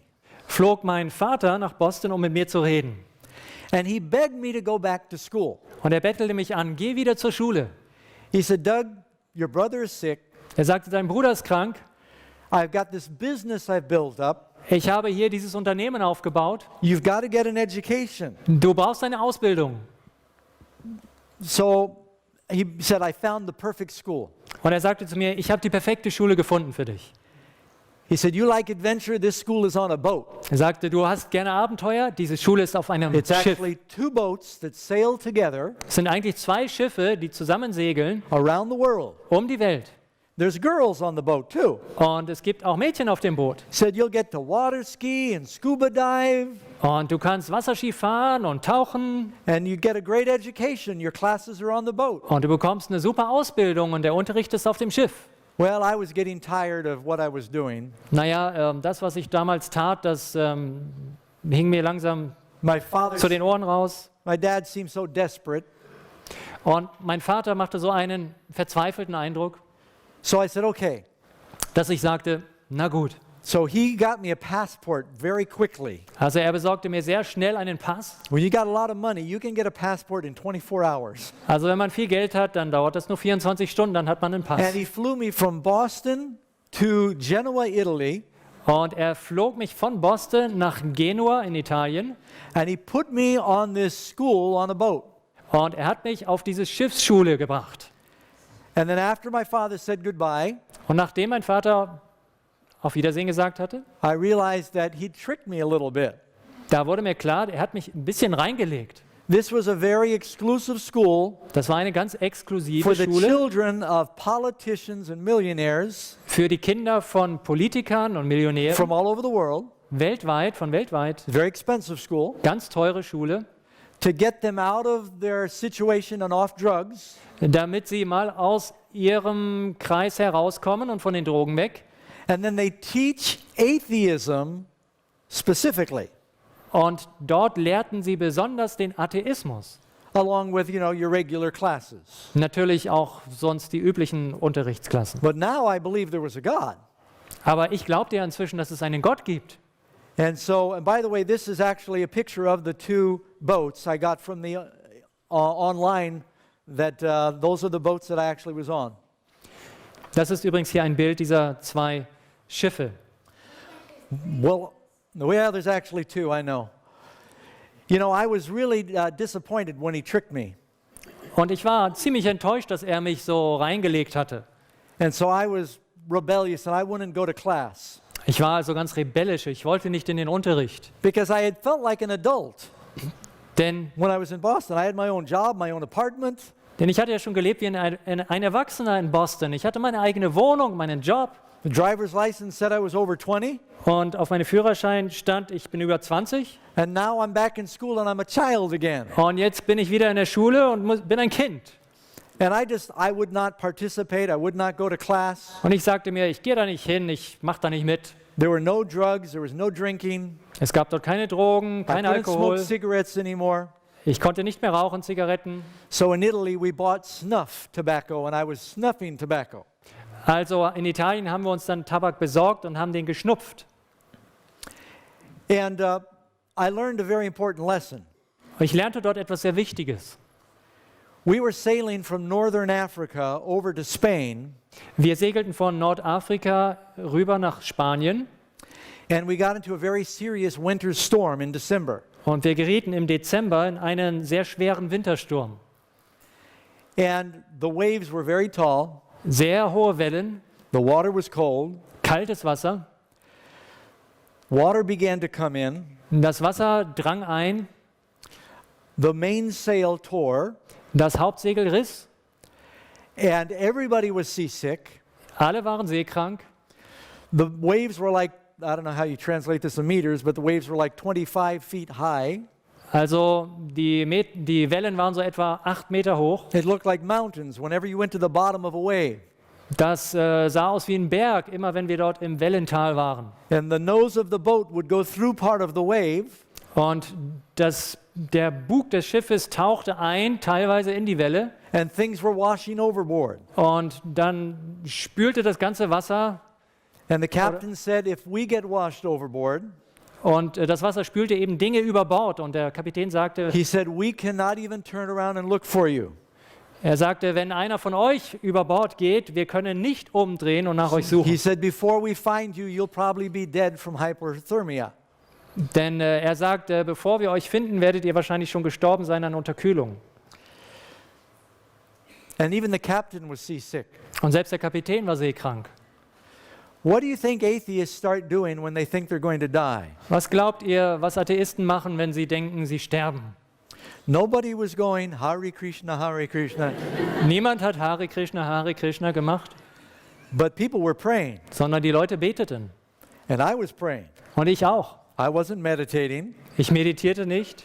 And people know when they're doing something wrong, Und die Menschen wissen, wenn sie etwas Falsches machen. because when they think they're going to die, Denn wenn sie glauben, sie stehen vor dem Tod, they know exactly what to confess. dann können sie sich genau erinnern, was sie bekennen müssen. And everyone was making promises and praying and confessing. Und jeder hat gebetet und Sünden bekannt und Versprechungen gemacht. But the next morning when the storm was over, Aber am nächsten Morgen, als der Sturm vorbei war, everybody forgets the promises. da hat keiner mehr an seine Versprechungen gedacht.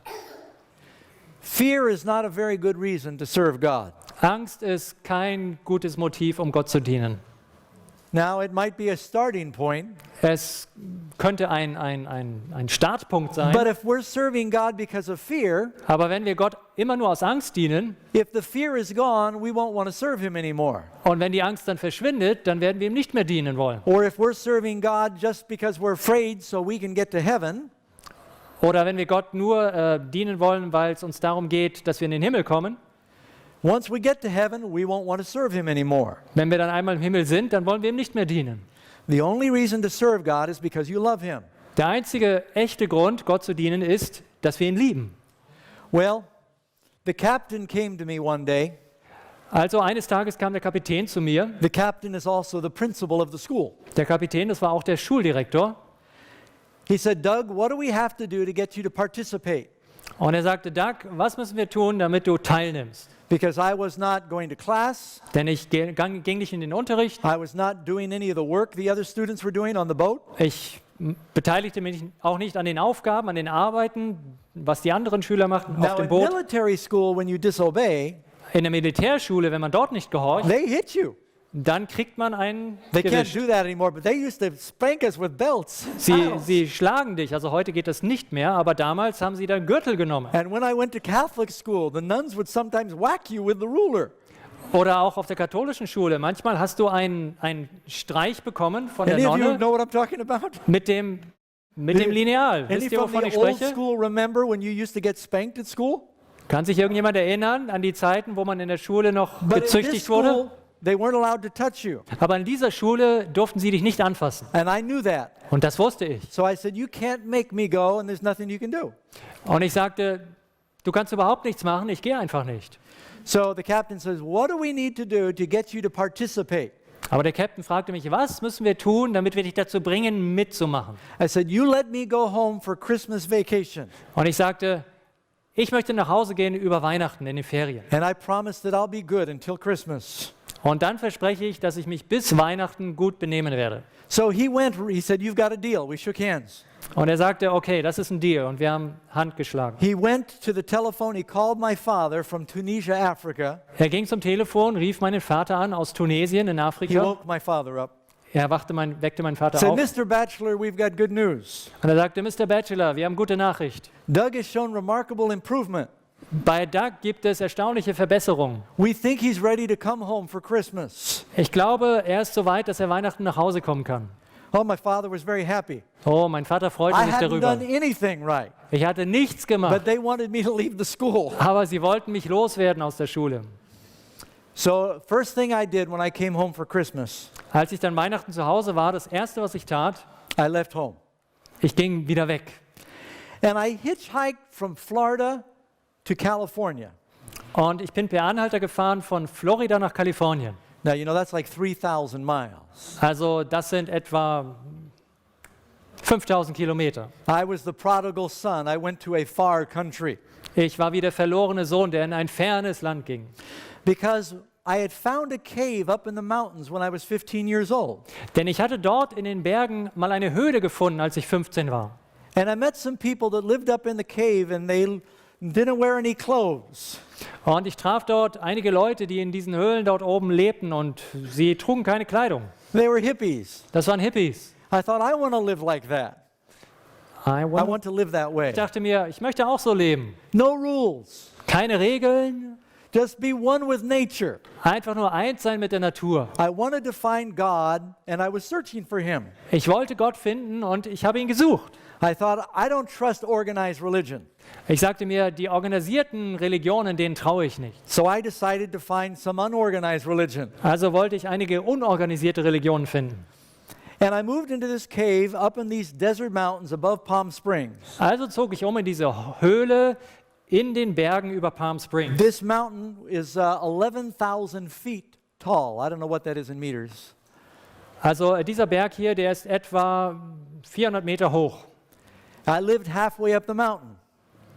Ich lebte da so auf halber Strecke. Right where you see that shadow right there, I had a cave on the other side of that ridge. Da, wo ihr diesen großen Schatten seht, auf der anderen Seite dieser Schlucht hatte ich eine Höhle. And it was I was way above PaIm Springs. Und das war also deutlich über PaIm Have you Springs. heard of PaIm Springs, California? PaIm Springs, Kalifornien, kennt das All the jemand? movie stars live there. Da leben die ganzen Filmstars. You know why it's called PaIm Springs? Wisst ihr, warum das PaIm Springs heißt? Is because there are springs that come up in the desert there from the canyon I lived in.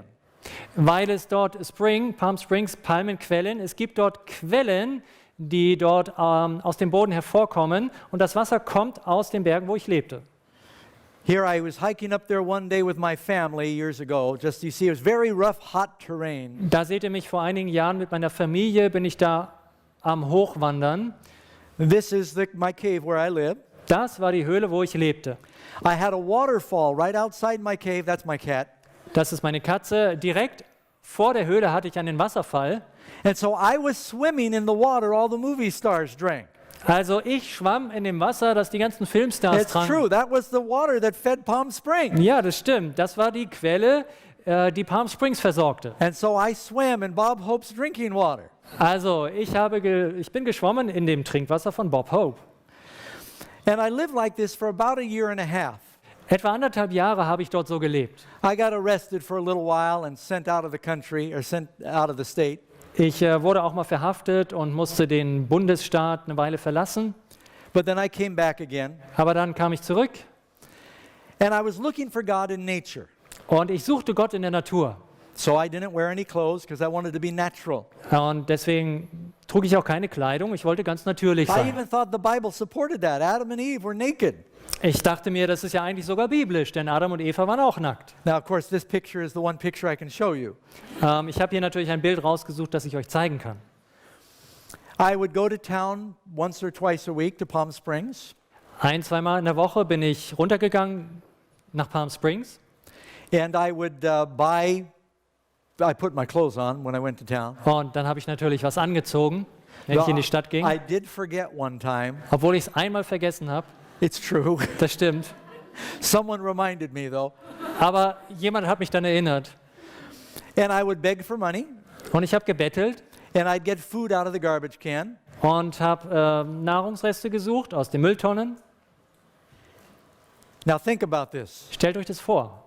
How do you think my father felt Was glaubt ihr, wie mein Vater sich gefühlt hat, when he heard that his son was getting food out of the garbage can? als er hörte, dass sein Sohn sich aus den Mülltonnen ernährt? When he had worked so hard all his life so he would not have to be poor and his children would not be poor. wo er doch sein ganzes Leben so hart gearbeitet hatte, damit er nicht arm ist und seine Kinder auch nicht. It made him very sad. Darüber war er sehr traurig. How does our Heavenly Father feel Wie fühlt sich unser himmlischer Vater, when He's paid so much to give us real riches? wenn er so viel dafür bezahlt hat, damit wir wirklich reich werden, When we go to the garbage can of the devil for happiness? und wenn wir dann zu den Mülltonnen des Teufels gehen, um dort glücklich zu werden? Now, I forgot to tell you something important that happened to me Ich habe vergessen, was zu erzählen, was wichtig ist, was mir that passiert ist. really had me thinking. Es brachte mich sehr zum Nachdenken. When I was hitchhiking from Florida to California, Als ich per Anhalter unterwegs war von Florida nach Kalifornien partway out I became very desperate. und schon eine Weile unterwegs war, da wurde ich sehr verzweifelt. You remember I told you it was around Christmas. It was very cold.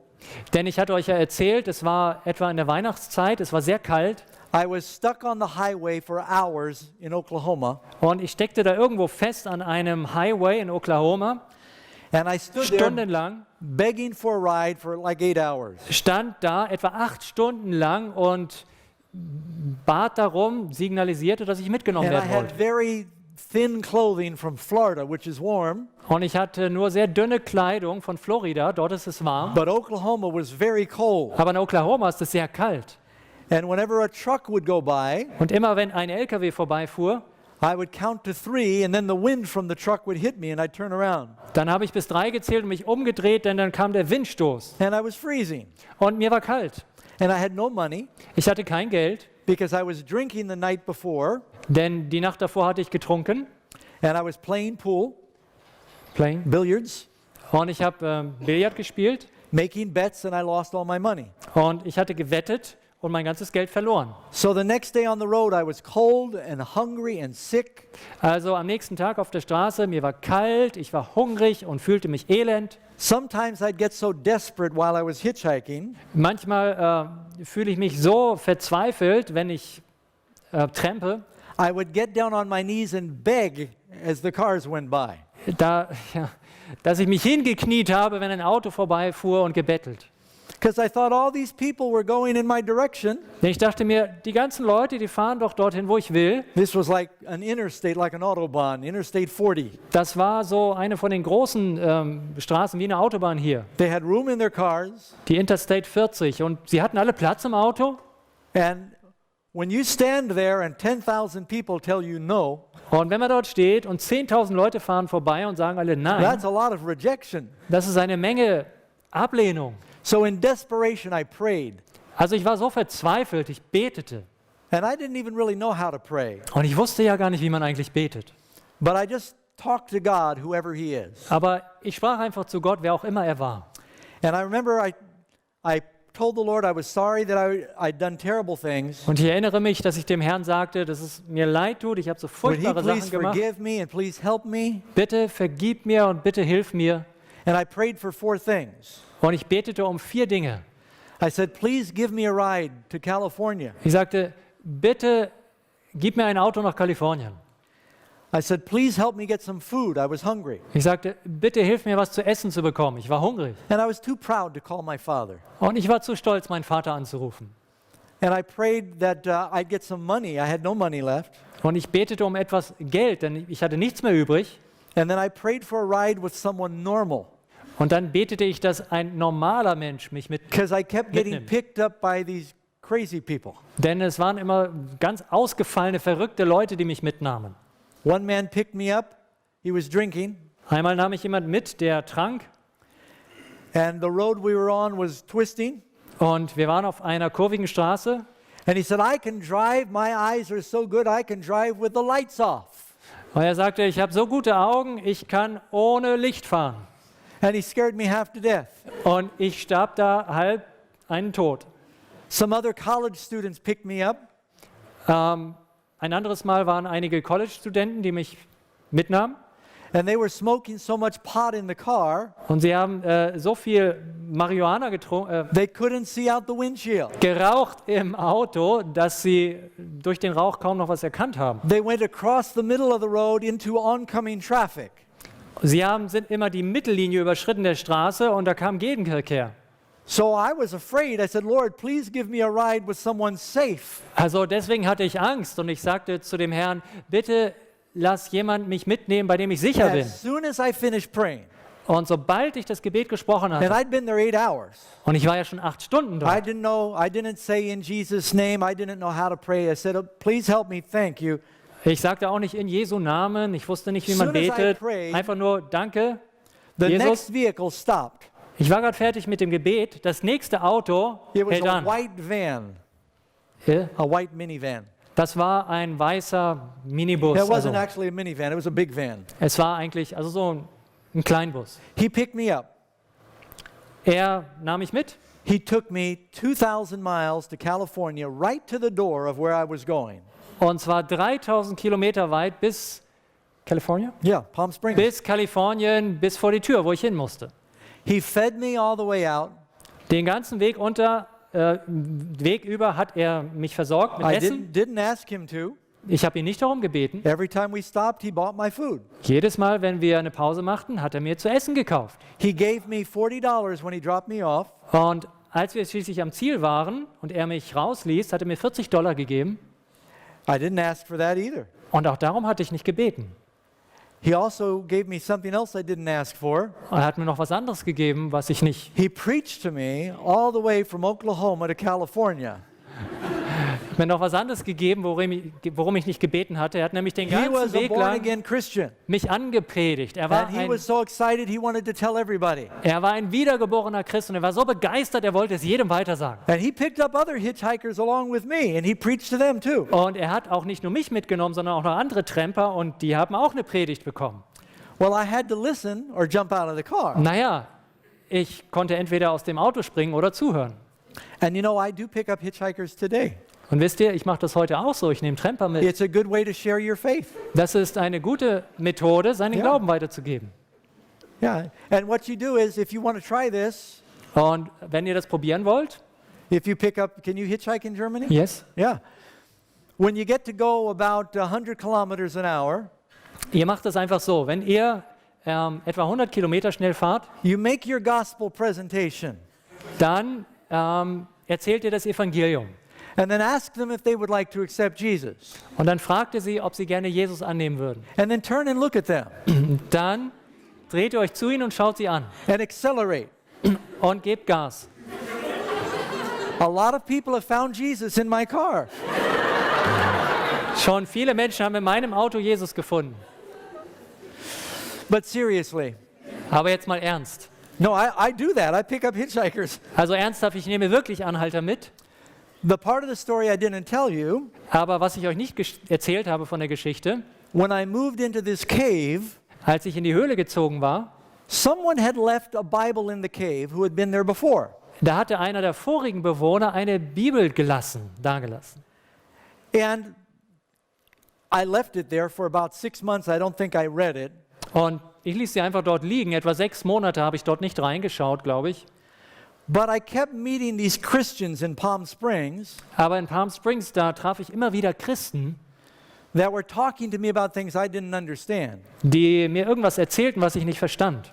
They'd say, "Are you sanctified? Are you washed in the blood?" And I didn't know what they're talking Sie about. sagten, du bist geheiligt, du bist gewaschen im Blut. Und ich dachte, was reden die da? And so I thought, I'm going to read the Bible so I can argue with Christians. Und ich dachte mir, ich muss diese Bibel lesen, damit ich mit diesen Christen diskutieren kann. And I had a lot of time. Und ich hatte ja viel Zeit. So I started reading through the Bible. Also begann ich die Bibel durchzulesen. I got slowed down in the book of Exodus. So Ja. I went to the New Testament. Im 2. Buch Mose wurde ich dann etwas langsamer und dann sprang ich zum Neuen Testament. And I read the Gospels of Matthew, Mark, Luke, and John. Ich habe dann die 4 Evangelien gelesen. Every morning I would make banana bread Jeden Morgen habe ich mir ein Bananenbrot gemacht from the old bananas I got at the market, von den alten Bananen, die ich auf dem Markt bekommen hatte, and I'd read the Bible. und las dabei die Bibel. Those are very happy memories. Das sind ganz schöne Erinnerungen. I'll give you the recipe someday. Eines Tages gebe ich euch das Rezept. And I had to make a difficult decision. Und jetzt musste ich eine schwierige Entscheidung treffen. I didn't want to believe the Bible. Ich wollte der Bibel nicht glauben. I'd always been taught it was fairy tales and fables. Mir wurde immer gesagt, da stehen nur Märchen und Fabeln drin. But a voice inside of me said, this is the truth. Aber eine Stimme in mir sagte, das ist die Wahrheit. I said, it can't be true. Ich sagte, das kann doch nicht wahr sein. Adam and Eve, Noah and the ark, Jonah, no. Adam und Eva, Noah und die Arche, Jona, nein. But a voice said, this is the truth. Aber die Stimme sagte, das ist die Wahrheit. I thought Jesus didn't even live. Ich dachte, Jesus hätte überhaupt nicht gelebt. But I went to the library and I looked in the encyclopedia. Aber dann ging ich in die Bibliothek und schaute die Lexika an. They all said, yes, Jesus really did live. Und überall stand, ja, Jesus hat wirklich gelebt. Now, one thing that was interesting, Eines war interessant. I'd never read the Bible. Ich habe die Bibel nie gelesen. As I was reading the Bible and the Gospels, Aber während ich die Bibel, das Evangelium, las, I kept finding these amazing sayings I never knew that came from the Bible. Sayings, Adages, sayings, yeah. da stieß ich immer wieder auf diese Sprichworte, wo ich gar nicht wusste, dass die aus der Bibel stammen. Yeah, these Bible expressions, I didn't know they were from the Bible. So bestimmte Ausdrücke. Ich wusste nicht, dass die biblisch sind. Like the handwriting on the wall, Zum Beispiel die Handschrift an der Wand or turning the other cheek, oder die andere Wange hinhalten or throwing the first stone. oder den ersten Stein werfen. And I kept going, oh, Jesus said that. Und dann sagte ich immer, That was I didn't know Jesus said that. das kam von Jesus, das wusste ich nicht, dass er das gesagt hat. And I thought he must be the smartest man in the world. Everybody's quoting him. Und dann dachte ich, das muss der klügste Mann in der ganzen Welt gewesen sein. Jeder zitiert ihn. So I had to make a difficult decision. Also stand ich vor einer schweren Entscheidung. Same decision you need to make. Vor der gleichen Entscheidung You wie only hier. have three choices. Wir haben alle nur drei Möglichkeiten. Jesus was either a madman Jesus war entweder ein Verrückter or he was crazy, or he was rather a liar, oder er war ein Lügner or he was the Messiah. oder er war der Messias. We've only got three choices. Wir haben nur diese drei Möglichkeiten. And the question is, would Jesus lie? The smartest man who ever lived? Und die Frage ist, würde Jesus lügen, der klügste Mann, der je gelebt hat? He had many opportunities to lie and to save his life during his trial. Er hatte doch die beste Gelegenheit gehabt, bei seinem Prozess zu lügen, um sein Leben zu retten. He certainly wasn't crazy because he was so smart. He often confounded his enemies. Und verrückt war er mit Sicherheit auch nicht, denn er war so klug, dass er oft seine Feinde zum Schweigen brachte. The only option I had left was Jesus was telling the truth. Und die einzige Möglichkeit, die mir übrig blieb, war, Jesus hatte die Wahrheit gesagt. That means God came to earth in the form of a man Das heißt, Gott kam auf diese Erde in menschlicher Gestalt for three reasons. aus drei Gründen. To show us what the Father is like, Um uns zu zeigen, wie der Vater ist, to show us how to live, um uns zu zeigen, wie wir leben sollen and to die in our place for our sins. und an unserer Stelle für unsere Sünden zu sterben.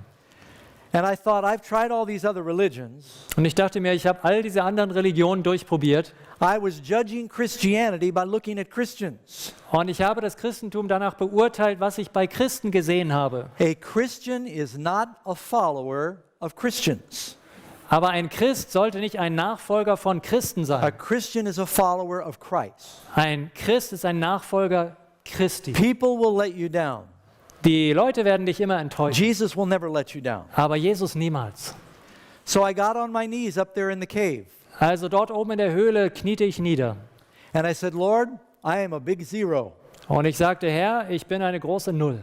I'm running around naked up in the mountains. Ich laufe hier nackt in den Bergen rum. I'm eating out of a garbage can. Ich ernähre mich aus den Mülltonnen.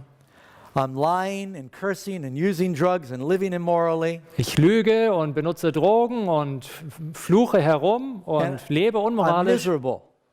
Ich bin I have no purpose. ein elender Mensch ohne Sinn im Leben. I said, Lord, if you're real, Ich sagte, Herr, wenn du da bist, will you forgive me and give me some purpose for living?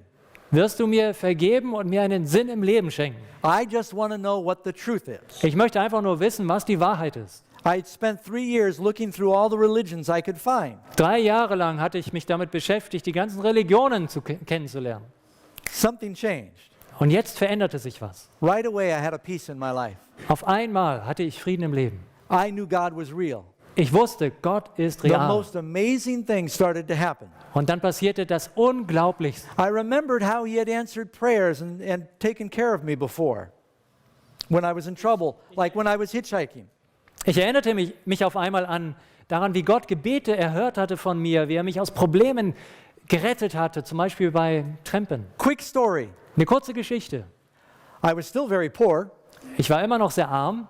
I was in Los Angeles, stuck hitchhiking. There was no traffic on the road. It was the middle of the night. Ich steckte irgendwo fest in Los Angeles, mitten in der Nacht, kein Verkehr I was with a girlfriend. und war mit meiner Freundin. I was a baby Zusammen. Christian, just starting to read the Bible. Es war nach meiner Bekehrung. Ich war erst ein Baby-Christ, hatte gerade angefangen, die Bibel zu lesen. So we went to this all-night coffee shop, Also gingen wir in dieses Café, das die ganze Nacht durch offen hat. but we had no money. Aber wir hatten kein Geld. And we thought, we'll wait for the sun to come up so that we can keep going down the road. Und wir dachten uns, wir warten einfach, bis die Sonne aufgeht und dann können wir wieder an die Straße gehen. We just had enough money for 2 cups of coffee. Wir hatten gerade genug Geld für 2 Tassen So we Kaffee, could stay, don't worry, I don't do that now. So we could stay in that restaurant. so dass wir in diesem Café bleiben durften, aber keine Angst, ich trinke jetzt keinen mehr. And we were reading a New Testament back and forth to each other. Und wir lasen uns gegenseitig das Neue Testament vor. And I read in the Bible where it said, if you are evil and you know how to give good gifts unto your children, Und ich las dort die Stelle, wo es heißt, wenn ihr, die ihr böse seid, euren Kindern gute Gaben zu geben wisst, how much more will your Father in heaven give the Holy Spirit to those that ask him? wie viel mehr wird der Vater im Himmel den Heiligen Geist denen geben, die ihn bitten? We were hungry, but we had no food, no money. Wir hatten Hunger, aber wir hatten kein Geld. So I went into the restroom Also ging ich auf die Toilette and I prayed. und ich betete. And I said, Lord, Und ich sagte, Herr, we have no food, but you said ask and we'll receive. wir haben nichts zu essen, aber du hast gesagt, bittet und ihr werdet empfangen. Please give us something to eat. Bitte gib uns was zu essen. The restaurant is empty. Das Restaurant ist leer. There's no one outside to ask for money. Niemand ist draußen, den man um Geld bitten könnte. I came back to the table. Aber ich kam zurück an unseren Tisch My girlfriend was surprised and she's smiling. und meine Freundin war überrascht und sie lächelt. I said, why are you smiling? Und ich sage, warum lächelst du? She said, while you were in the bathroom, the waitress came up Und sie sagte, während du auf Toilette warst, and kam asked die if we Bedienung want to order any food to eat. und hat gefragt, ob wir irgendwas essen wollen. And she said, I said no, Ob wir was bestellen wollen. Und ich sagte, nein, because we had no money. denn wir hatten ja kein Geld. And the waitress said, I want to buy your dinner tonight. What do you want? Und dann sagte die Kellnerin, ich Anything on the menu. kaufe euch heute Abend etwas zu essen. Was wollt ihr, was immer auf der Karte Right steht? after I prayed. Während ich gebetet habe. Things like that kept happening to me every day. Und solche Dinge Well, sind maybe immer not every wieder day, but it passiert. felt like every day. Also fast täglich, es kam mir so So vor. I knew God was real. Also ich wusste, Gott ist real. And I didn't change all at once. Ich habe mich natürlich nicht auf einmal über Nacht But he helped verändert. me quit drinking. He helped me quit Aber smoking er and hat mir drinking. geholfen, mit dem Trinken aufzuhören, mit dem Rauchen. He helped me quit stealing and lying and all these other things I was doing. Er half mir aufzuhören, zu stehlen, zu lügen und alles andere, was ich tat. But then I'd go visit a church. Aber dann ging ich in einen Gottesdienst. And they say, unless you're a member of our church, you're not going to heaven. Und dort hieß es, wenn du nicht Mitglied unserer Kirche bist, wirst du nicht in den Himmel kommen. Then I'd go to another church. Ging ich zu einer anderen Gemeinde, They'd Kirche. say, unless you speak in tongues, you don't have the Holy Spirit. Und da hieß es, wenn du nicht in Zungen sprichst, dann hast du nicht den Heiligen Geist. And I started visiting all the different Christian denominations, Und dann habe ich all die verschiedenen christlichen Denominationen besucht. and they were as bad as all the other religions. Und das war auch nicht besser als die ganzen anderen Religionen. They couldn't agree with each other. Die stimmten nicht miteinander überein. So I got a little discouraged. Und das hat mich etwas entmutigt. I went back up to the cave, Ich bin zurück in die Höhle gegangen and I said, Lord, I prayed. und ich sagte, Herr, ich habe gebetet. I said, I don't care what church you want me to go to, Es ist mir egal, in welche Kirche du mich schickst. but I believe there's only one truth. Aber ich glaube, es gibt nur eine Wahrheit. And I want to know what the truth is. Und ich möchte wissen, was diese Wahrheit ist. There's one Jesus, one Bible, one Holy Spirit. Es gibt einen Jesus, eine Bibel, einen Heiligen Geist. Said, please show me the truth. Bitte zeig mir die Wahrheit. Right after I prayed that prayer, Direkt nach diesem Gebet somebody came down to my cave. kommt jemand zu meiner Höhle They handed me the book, The Great Controversy. und drückte mir das Buch Der große Kampf in die Hand. God didn't make me go to town to get the book. He brought the book to my cave. Also ich musste nicht mal in die Stadt gehen, um das Buch zu besorgen. Gott brachte das Buch zu mir. I was thousands of feet by myself, way up in the mountains. Und ich war ja da hunderte von Metern hoch, weit weg in den Bergen. The son of Adventist missionaries, Ich war der Sohn, a son of Adventist missionaries. ein Sohn von adventistischen Missionaren. He moved into a cave up above me. Ja, der wurde mein Nachbar, der zog in die Nebenhöhle ein. And Die Nebenhöhle. when I first was up there, he was smoking pot and drinking with me and all this. Und als er zuerst dort ankam, der hat er alles mit mir gemacht, Marihuana geraucht und getrunken. And he saw me go through this spiritual journey. Und er beobachtete dann, wie ich da meine geistliche Reise He saw me bestritt searching through the different churches. und wie ich gesucht habe, die unterschiedlichen Gemeinden. And he said, "Here, Doug, if you want to know the truth, this is the truth." Und dann sagt er zu mir, Doug, weißt du was, wenn du die Wahrheit wirklich wissen willst, hier ist sie. He knew it was the truth, but he wasn't living it. Er wusste, das ist die Wahrheit, aber er hat es nicht ausgelebt. So I started reading this book. Also fing ich an, das Buch zu lesen. It was the biggest book I'd ever read. Das war das dickste Buch, das ich je gelesen hatte. And this guy, E.G. White, Und dieser Typ, E.G. White, had the longest sentences I'd ever seen. machte die längsten Sätze, die ich je gelesen I hatte. kept looking sometimes through paragraphs for the end of the sentence. Manchmal bin ich die Absätze durchgegangen und habe gedacht, wo hört denn der Satz auf? And I kept wanting to put the book down. Und ich wollte immer wieder das Buch zur Seite legen. But a voice kept telling me, you need to read the book. Aber dann kam immer wieder die Stimme, du musst das Buch lesen. And my backslidden Adventist friend kept telling me, you need to finish that book. Und mein abgefallener adventistischer Freund sagte mir, du musst das Buch zu Ende lesen. I thought, what a hypocrite. You know, he was taking LSD with me and he says, you need to read this book. It's the truth. Und ich dachte mir, was für ein Heuchler. Er nimmt hier LSD mit mir und sagt mir, du musst dieses Buch lesen, es ist die Wahrheit. And as I was reading this book, Und während ich das Buch las, I thought, whoever wrote this is inspired. ich dachte, wer immer das geschrieben hat, das ist inspiriert. My friend didn't tell me that. Mein Freund hat mir das nicht gesagt. I believe that person was a prophet. Ich glaubte, diese Person ist ein Prophet. And I'd read a lot of spiritual books. Und ich hatte eine Menge geistlicher Bücher gelesen, spiritueller. And I just was convinced it was the truth. Und ich war einfach überzeugt, das ist die Wahrheit. Well, I don't have time to tell. I could go on and on. Ich habe leider nicht die Zeit, alles zu erzählen. Ich könnte noch so viel berichten. I went back to my friend one day and I said, are there any more of these books? Eines Tages ging ich zurück zu meinem Freund und sagte, gibt es von He diesen said, Büchern I've got noch lots of them. mehr? Und er His sagte, parents kept sending him Ellen White books, hoping to get his attention. ja, eine Menge. Denn seine Eltern schickten ihm immer Bücher von Ellen White, And he was und giving them to me. dass er sie las. Und er gab sie mir weiter. And as I asked him one day, I said, is there a church somewhere that believes these things? Und eines Tages fragte ich ihn, gibt es irgendwo eine Gemeinde, die diese Dinge hier glaubt? He said, oh yeah, they're all over the place. Und er sagte, ja, die gibt es überall. I had never heard of Seventh-day Adventists. Aber Siebenten-Tags-Adventisten, das hatte ich noch nie gehört. But finally one day I went to visit the church. Aber schließlich eines Tages ging ich in die erste Gemeinde zum One Gottesdienst. more short story. Noch eine kurze Geschichte. I read all about what Seventh-day Adventists believe. Ich hatte alles darüber gelesen, was Siebenten-Tags-Adventisten glauben. And it matched up with the Bible. Und es passte genau zusammen mit der Bibel. And I said, I want to go by the Bible. I just ehrlich? wanted to follow the Bible. Und ich sagte mir, ich richte mich nach der Bibel, das ist mein Maßstab. But everything I read in Ellen White's books and the other books my friend was giving me, Aber alles, was ich las in den Büchern von Ellen White und auch den anderen, die mein it was Freund mir gab, solid biblical truth. das war wirklich solide biblische Wahrheit. So I told my friend, I said, I'm going to visit this church one day. Also sagte ich zu meinem Freund, ich möchte eines Tages diese Gemeinde mal besuchen. So I had this picture in my mind. Und ich stellte mir dann vor, innerlich, These people have got the truth I was looking for. diese Menschen haben die Wahrheit, nach der They ich will all suche. be glowing with light, Sie werden alle leuchten vor like Licht, angels. wie Engel.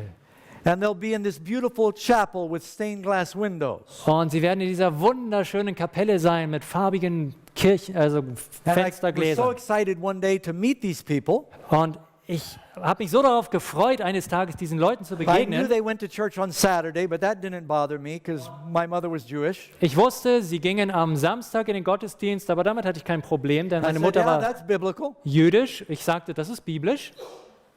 So I went down one Saturday morning by myself, Also eines Samstags morgens ging ich allein dort hinunter and I knew pretty thoroughly what Adventists believe. und ich wusste ziemlich genau, was Adventisten glauben.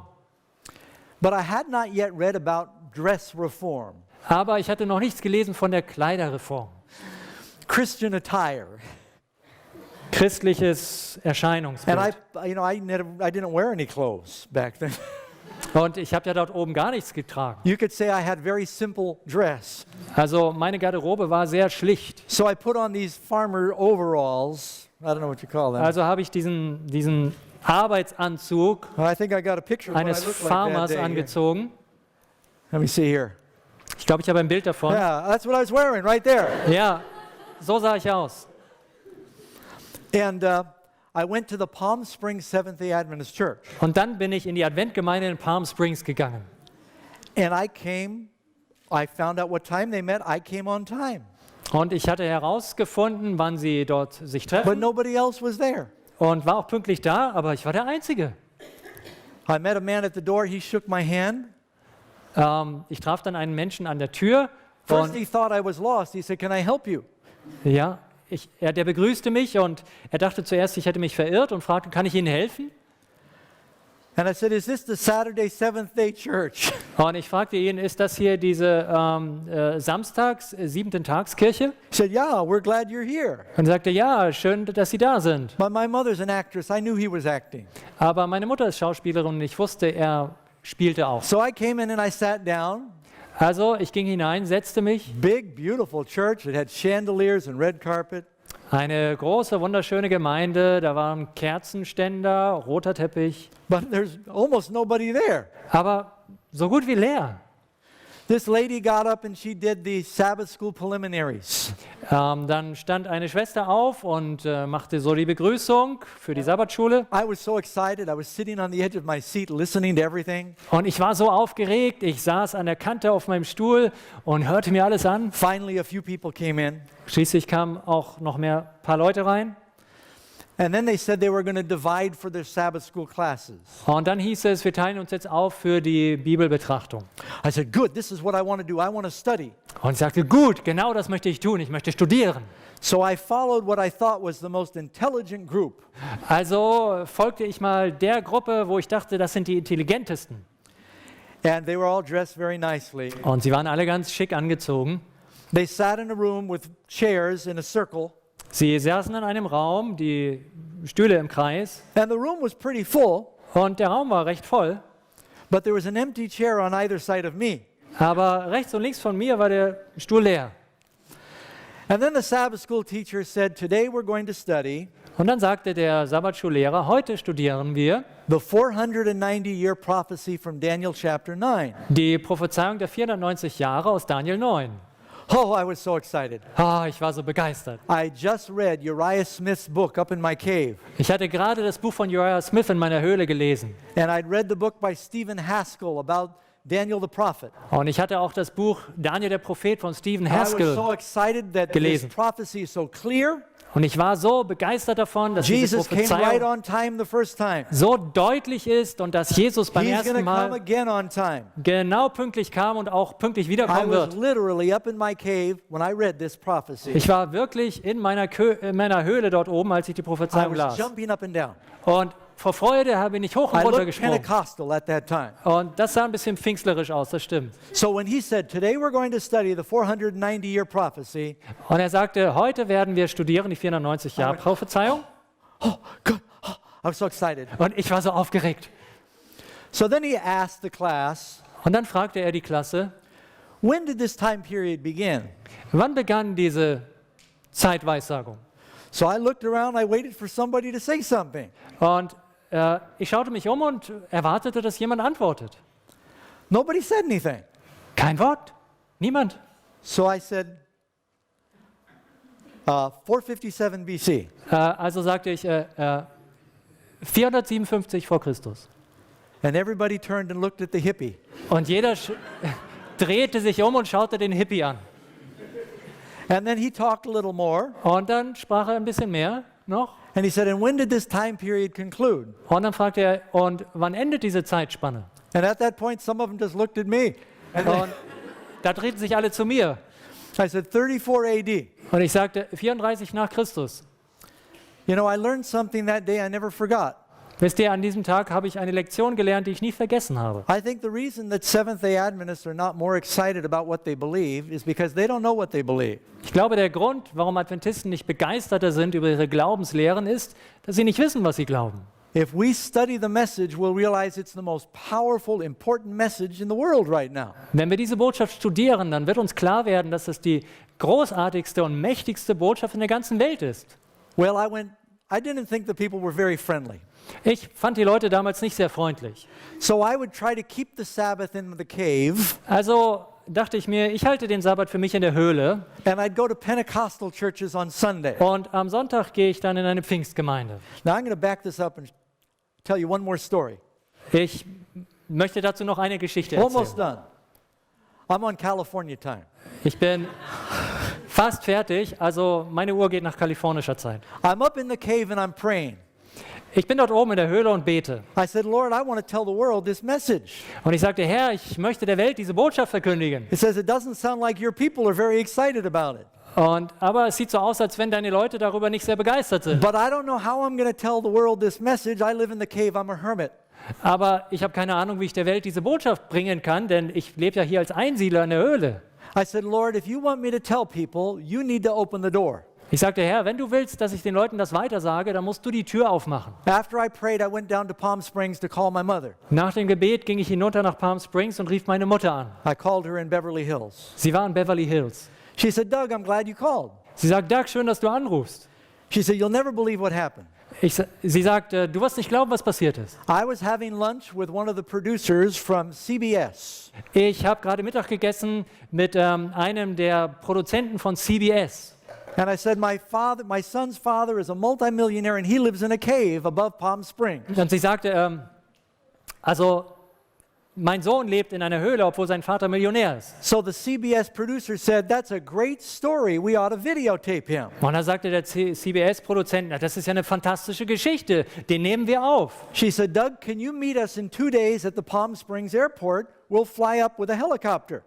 Und sie sagte, können wir uns in 2 Tagen treffen am Flughafen in PaIm Springs, dann fliegen wir mit dem Helikopter da hoch. I said, sure. Und ich sagte, klar. I go to the airport 2 days later. 2 Tage später gehe ich zum Flughafen. This is the truth.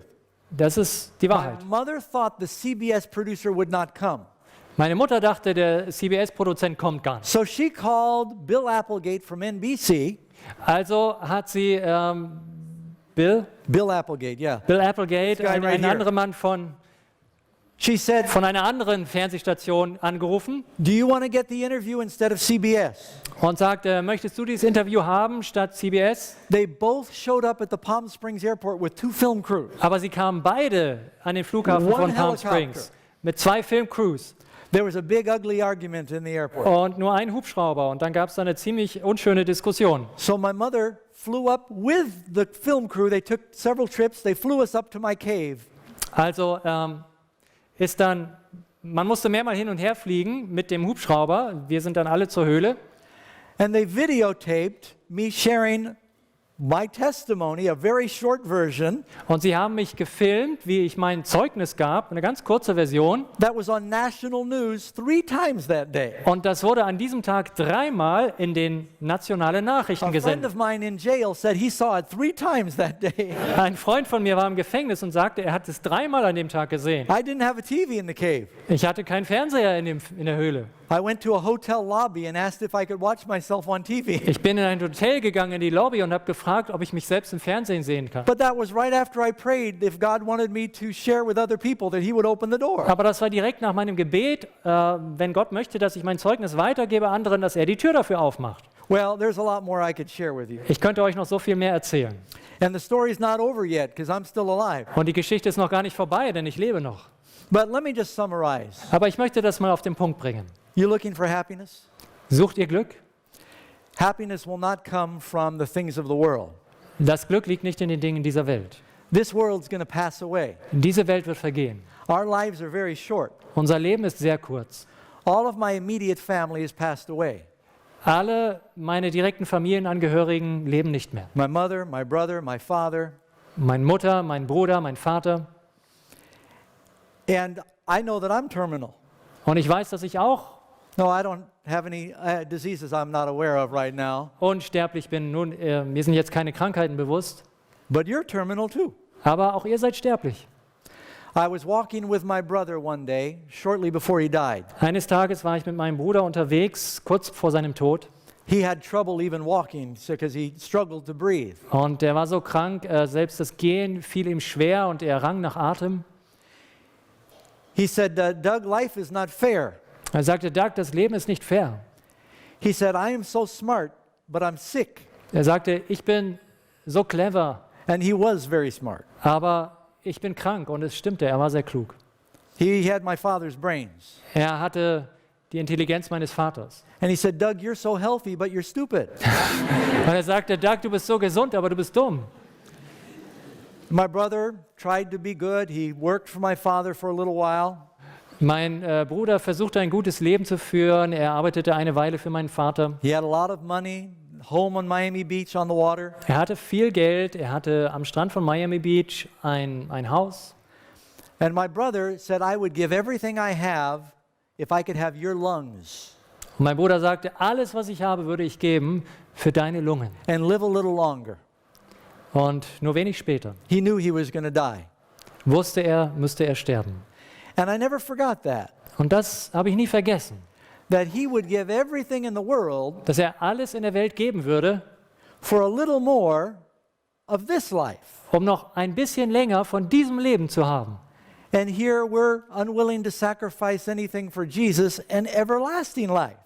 Aber er war nicht bereit, irgendwas zu opfern für Jesus, um ewiges Leben zu bekommen. What profit is it if you gain the whole world and lose your soul? Was nützt es einem Menschen, wenn er die ganze Welt gewinnt und verliert seine Seele?